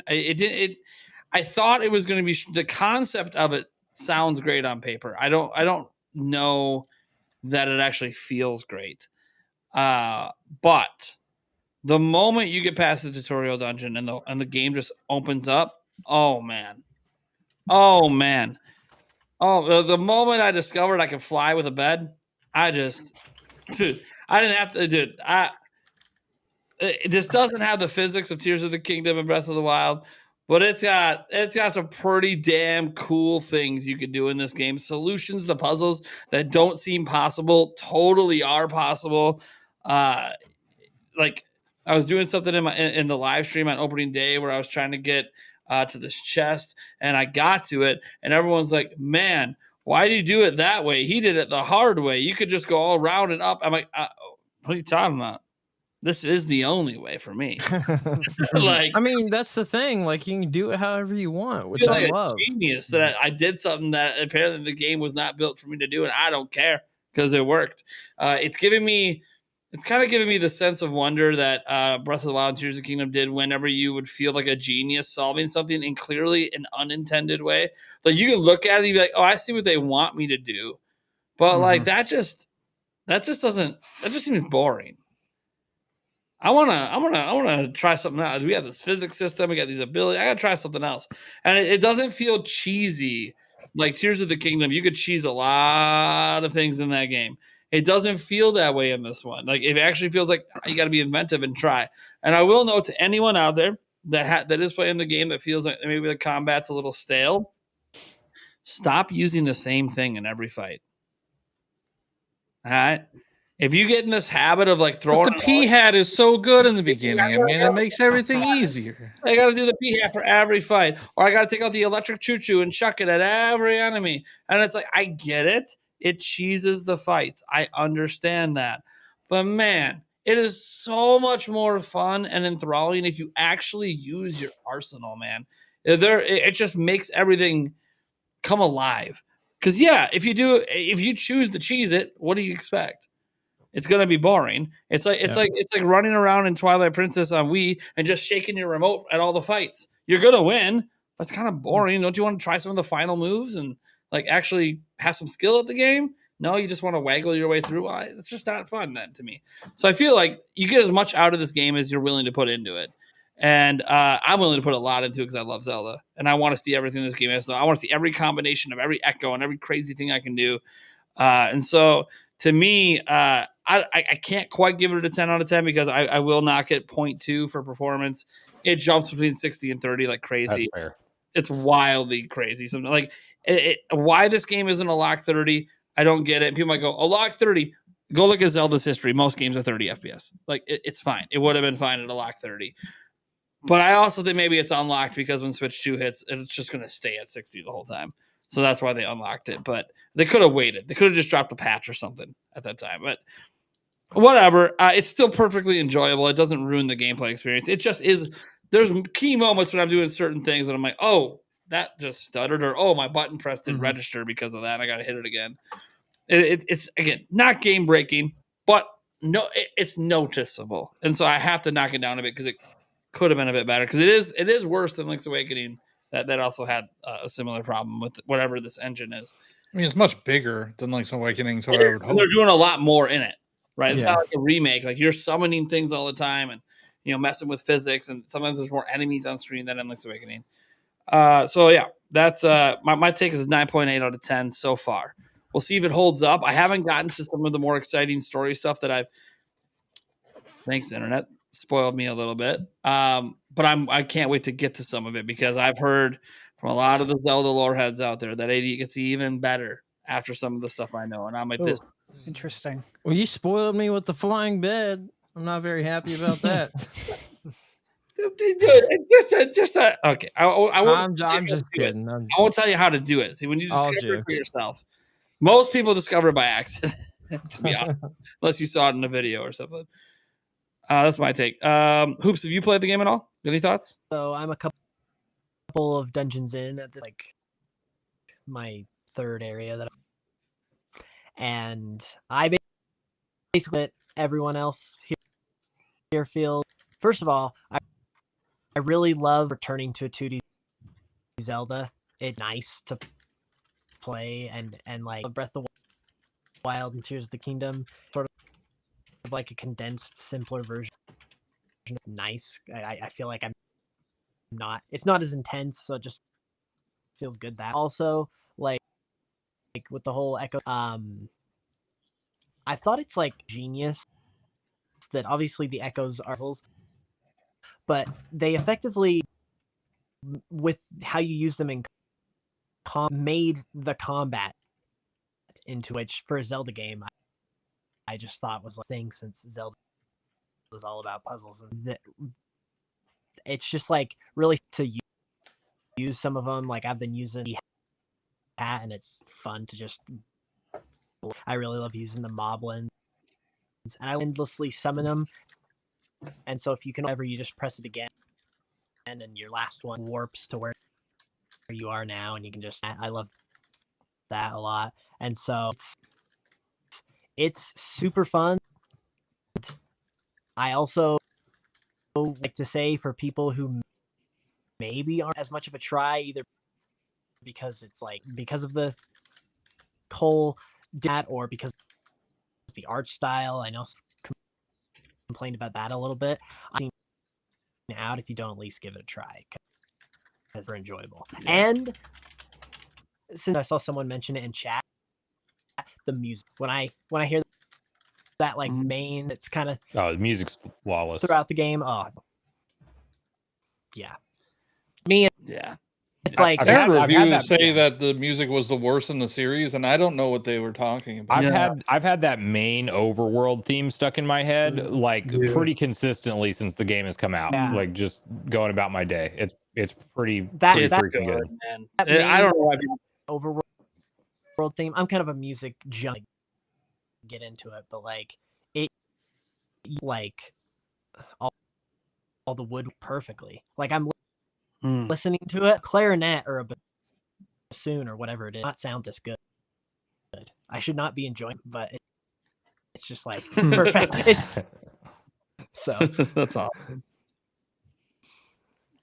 Eric, you got any thoughts? Yeah, I'm just working towards my second dungeon here, and I've liked it so far. There are some like we've all said, there are some clunky things about it. You know, I kind of wish Zelda's spin would actually do some damage. I mean, it's like, okay, damn it. Cut the grass. Yeah, it's for cutting grass. That's all it can do. It also helps you move faster. See, once I realized you moved a little faster with it, Yeah. I'm like, oh, this is like Link's roll in Ocarina of Time. It's just to get you around. Yeah, I spin everywhere I go. Just for that she's reason. very slow. Yeah. Where no out my shoulder button here. Yeah, one of the few working buttons. Yeah, right. Shit. No, I've enjoyed it. I don't know if it quite has lived up to my expectations yet, but like I said, I'm only at the very, very beginning parts of the game, so it's very well possible that this thing opens up and even more, and I start to like it even more. But yeah, that's kind of where I'm at with that. All right. Is there anyone else that hasn't gone yet? I have not went. Thunder. There we go. I couldn't remember where we were. So how far am I? Let's see. I am a big key away from closing out a chapter that would probably put me maybe 65% complete. I don't want to say what chapter it is because you're pretty, you're deep enough in. It's pretty spoilery. Yeah. So my thoughts on it. I'm absolutely enjoying the heck out of it. To me, I would love to see the top-down 2D Zeldas continue going in this direction. I think what they've learned from Breath of the Wild and Tears of the Kingdom and the way they've applied it to the 2D top-down Zelda is awesome. And I feel like the top-down Zelda really grew. Like the formula has grown in this game to where we can continue to see more gameplay mechanics, I think, translate into the 2D Zeldas. And just playing this, like I was even telling my lady, I was like, this game is really good. Like, I would like to see this become a series, like a mainstay. It's so good. The first thing I was thinking is like, I wonder if we're going to get a sequel. Like, are we going to get another Zelda game starring Zelda, right? Because you got to ask those questions with how good the game is, of course, how well it's reviewed. And I still haven't even watched or read anybody's review. I just don't want to, because I just feel like people are not careful enough with spoilers that I don't want to read anything yet. But I would say, so far, I went into it with expectations that, this is going to, it's going to be a Zelda game. I'm excited. But they're definitely doing things that have exceeded my expectations. I'm just having a great time. Yes, there are some frame rate hitches, but I don't even care. I just don't. Like, I'm having a good time. And, when the frame rate hitches happen, it's like, it's not like I'm going to die in the game because of it. You know what I mean? Like, it's not going to screw up the gameplay. It's not going to put me in jeopardy of dying. It kind of goes back to that Paper Mario Thousand Year Door remake, the whole deal with the 30 frames per second versus 60. And, it's it's going to screw up the active time battle where you have to press the button. It didn't screw up anything. And if it did, it doesn't matter because it's not a hard game. It's not hard. Like I'm not going to die because of this, right? And yeah, this game, it's not very hard. What I love about it, it really makes you use your brain. I was also telling my lady, I was like, of all the Zelda games, like top down, I feel like this is the most puzzle oriented top down Zelda game. I agree. And it's really cool because like that's a return to form. Yep. And the puzzles on the original Zelda were like true puzzles in the sense that there was no internet. There were no player's guides. There was nothing. Nintendo Power wasn't out yet. So you can't look to them. Like the puzzles were true puzzles where you really had to try everything. And that was back in the day when video games weren't like that. Like the things you did in the original Zelda to find secrets, nobody else was doing that. So it felt brand new in the same way that how we're playing Echoes of Wisdom right now. Like you were saying, John, how like you're stacking up beds because I'm doing the same thing, right? And I had family in town the last few days. My girlfriend's dad was in here watching me play Zelda because I'm like, I got to play this for a review. And he was saying how he played the first Zelda a lot. And like he was trying to tell me different things to do. He's like, with Zelda, it's like, you always got to find the thing that kind of sticks out and like that doesn't make sense. And, try doing this and that. I'm like, yep. I mean, yeah, you're right. And it was just funny. And he saw me like walking up on these trees. And I'm like, I'm pretty sure I'm not supposed to like be in this area, but that's part of the game, is like, you get to kind of hang out in areas and like explore areas that you probably shouldn't be in, but maybe you should. Maybe there's something over here. Maybe there's a heart container. Maybe there's a treasure. I don't know. But it's that feeling with this game that's been really special. So I am enjoying the heck out of it. Everyone should play it. I hope it sells well. Hope it sells well enough that we get a sequel. Yeah. No, I kind of have the same feeling. I'm having a lot of fun with it. It takes me back to some of the earlier Zeldas. It feels like we have way more options than we ever had for a top-down Zelda game, which is really neat. They took the idea from Tears of the Kingdom and sort of incorporated that in its own way to 2D Zelda. And I think the Echoes is just really cool, man. Like really, really cool, really interesting. You can get to places like you were saying that it doesn't seem like you're supposed to be there, but obviously they designed it for you to be able to be there. So I absolutely love it. All right. I got two left here. $5 says, do content creators influence Nintendo's release dates at all? Do you think they look at global trending to let it build the hype? I don't think we influence release dates. I mean, unless there's like a ton of backlash over like a beta or something. But in general, I don't really think we affect release dates that much. Yeah, I think maybe you could argue that people that internally preview the game, but not content creators, in my opinion, for Nintendo. Yeah, possibly for like Pokemon, because I'm sure they were probably planning on Pokemon coming out this year. Well, yeah, I think like that's a good point. The content creator and the talking about a game being broken at release could definitely influence like the future plans of the next game. I think is that kind of what you're talking about? Yeah. That's what I mean. So moving forward, a case like that with like Scarlet and Violet, the content creator is just kind of like the mouthpiece for what a ton of people are having a problem with. Yeah, yeah. I think some things can be influenced. I believe that all of us, the whole Nintendo community, influenced the Switch 2 name. I think it's probably going to be Switch 2. I think the rumors are pointing to that's what it's going to be called. But I really think that we all helped to influence that because that's what we've been calling it. It just sticks. It just makes sense.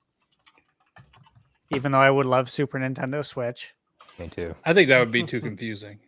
Exactly. I think it would be confusing for parents probably that aren't as familiar with video games as they used to be.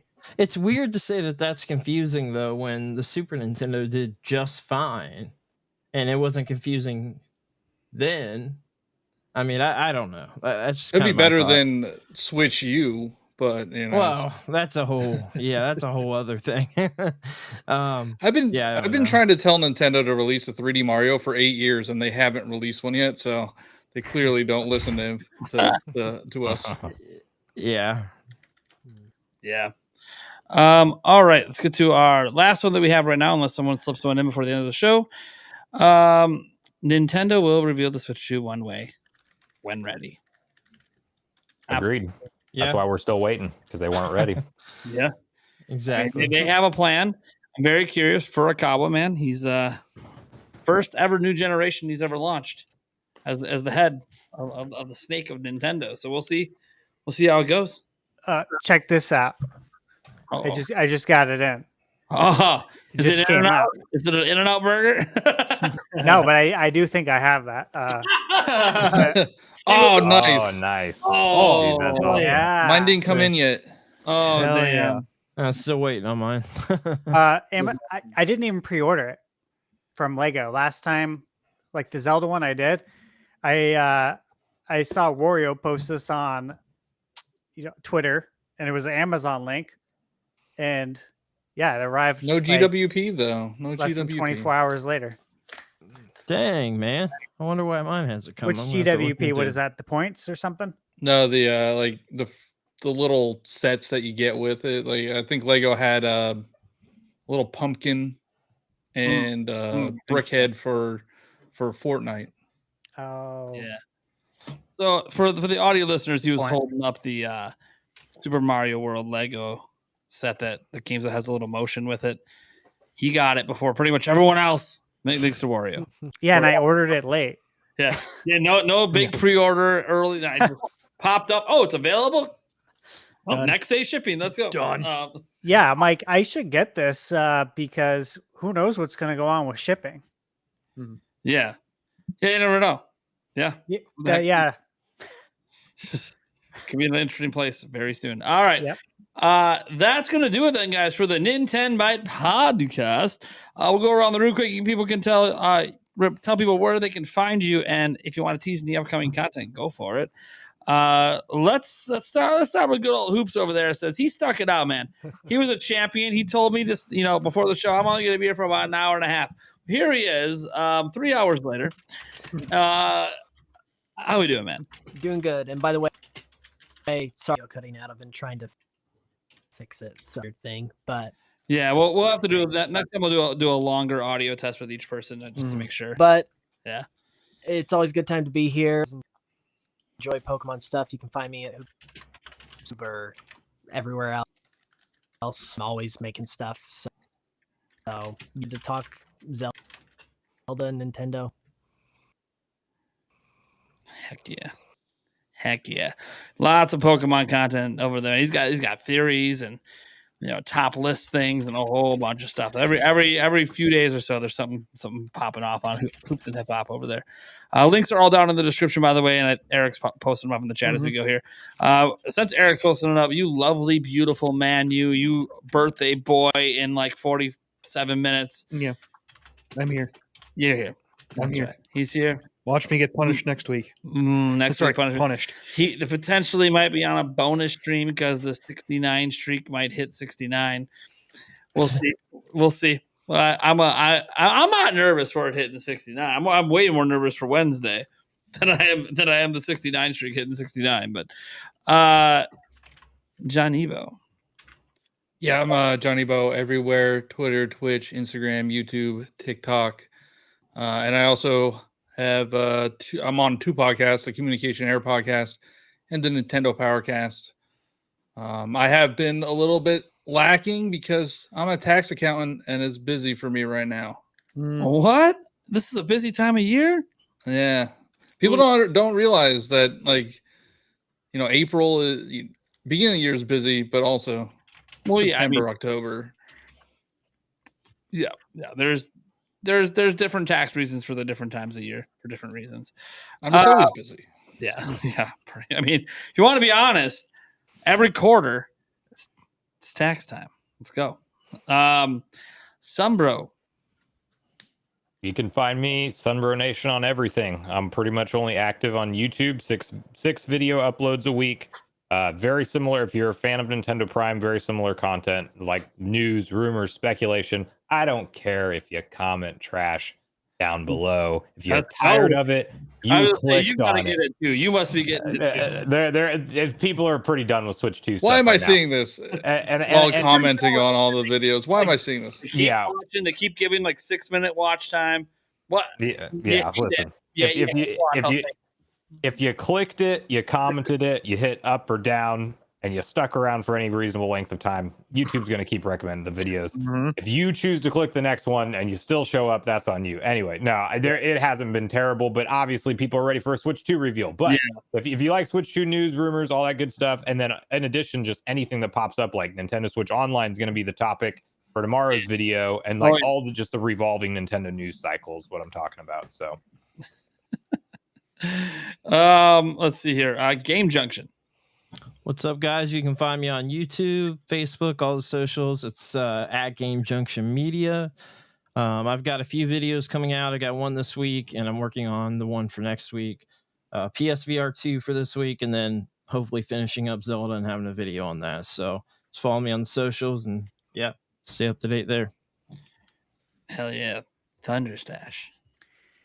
Yep. So I am working on the Zelda review. And, I don't want to rush through the game. Yeah. But I'm playing it a lot.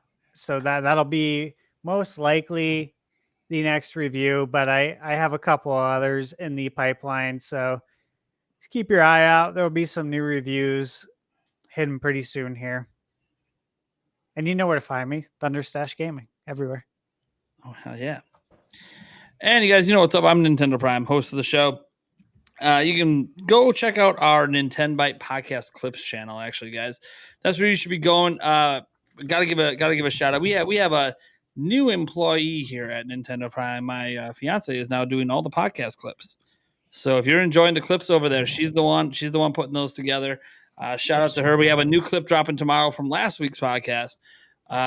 So we're a little bit behind. Recent hire. This is a recent hire. But learning the ropes. Put her to work. Let me just say, she's doing really good with the clips, man. Yeah, she did all the clips you saw, like the last 3 or 4 clips. Those were all her. She's already got, I think 2 or 3 done off of last week's episode. She's going to wrap that up tomorrow and then get working on this one. So then, we'll just have clip every single day up to the next show. So it's going to be cool. If you guys have been enjoying those clips, that's what's up over there. We are trying to get that channel, by the way, to 1,000 subscribers. You turn on the monetization. She'll feel really happy knowing that she's actually pulling her weight and earning some money. No, I'm just kidding. So, but we got to get a little bit further into it there to get the monetization turned on. But it's just a lot of fun. The clips are really cool. I know these shows can be long, but what makes them digestible? The Clips channel. It's where you go get the individual topics. So, otherwise, our podcast is pretty much on everywhere that audio podcasts are. The most popular places are Spotify and Apple, but those just happen to be the 2 most popular places that people listen to podcasts. But we're on a bunch of other platforms as well. I just want to thank everyone for being here. I hope you tune in next week for the hot chip. At least stick around for a little bit of the pain. Whether you're here to hate or whether you're here for fun, whether you're here because you feel bad that I'm doing it, I don't know. I've seen some concerned comments. Don't be concerned.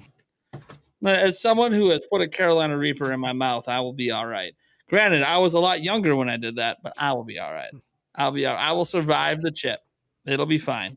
If Eric could survive a stale one, I'll survive a fresh one. That being said, doesn't mean there won't be some porcelain throne visits. That's just part of the fun. Yeah, I'm excited for next week. This is going to be fun. Oh yeah. And I'm going to try the challenge the way it is, that you're not supposed to drink or eat anything for X amount of time. I know I'm going to wuss out. I'm going to be the first one. No, you know what? If our guest decides to actually do it, he'll probably be first. He'll probably be the first. Based on the conversation I had today, if he does it, he's going to wuss out first. I know Eric's going to beat me. I know, I'm a competitive person, so I will try to hold the line. But Eric does handle spicy better than I do, even though I love spicy.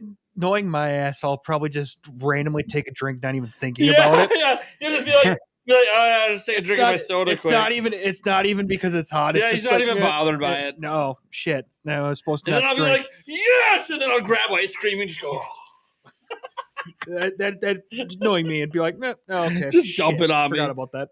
Time to. This is the one time I wouldn't mind hopping in an ice bath. I did do a fairly decent job when I did the first time. Yeah, you I were can't holding remember, up. I was like, Now, tip: eat something beforehand. 100%. Yeah. Oh, yeah. No. Have something to eat. Make sure it's not an empty stomach. Anyways, Eric learned that the hard time last time. Not an empty stomach. Not the way to go with hot chips. People keep that in mind if you ever decide not to wuss out. I know that I've been told. I've been told all the precautions. I'm just a coward, so I don't want to do it with the hand that you touch the chip. Well, I'm gonna wear gloves. You're gonna do the glove. You're gonna do the glove. Okay. Yeah. I might think I'm gonna do the glove, and then I'm gonna be like, no, you boss hog it. You throw it in, and then you lick it off. Boss hog that shit. I don't even know. I don't know if I'm gonna do. It sounds like a good idea until the chip hits my mouth. Then all bets are off. I'll keep a wet wipe nearby just in case. All right, guys. Thank you so much for tuning in. That's episode 23 of the Nintenbyte Podcast. We'll be back next week for bare minimum, at least torturing the hell out of me and a pseudo review of, a conversational review of Echoes of Wisdom. So that's 2 of our 4 topics already, guys. I might as well set the show up right now. It's ready to go. We have our lead topic. Come watch me die live.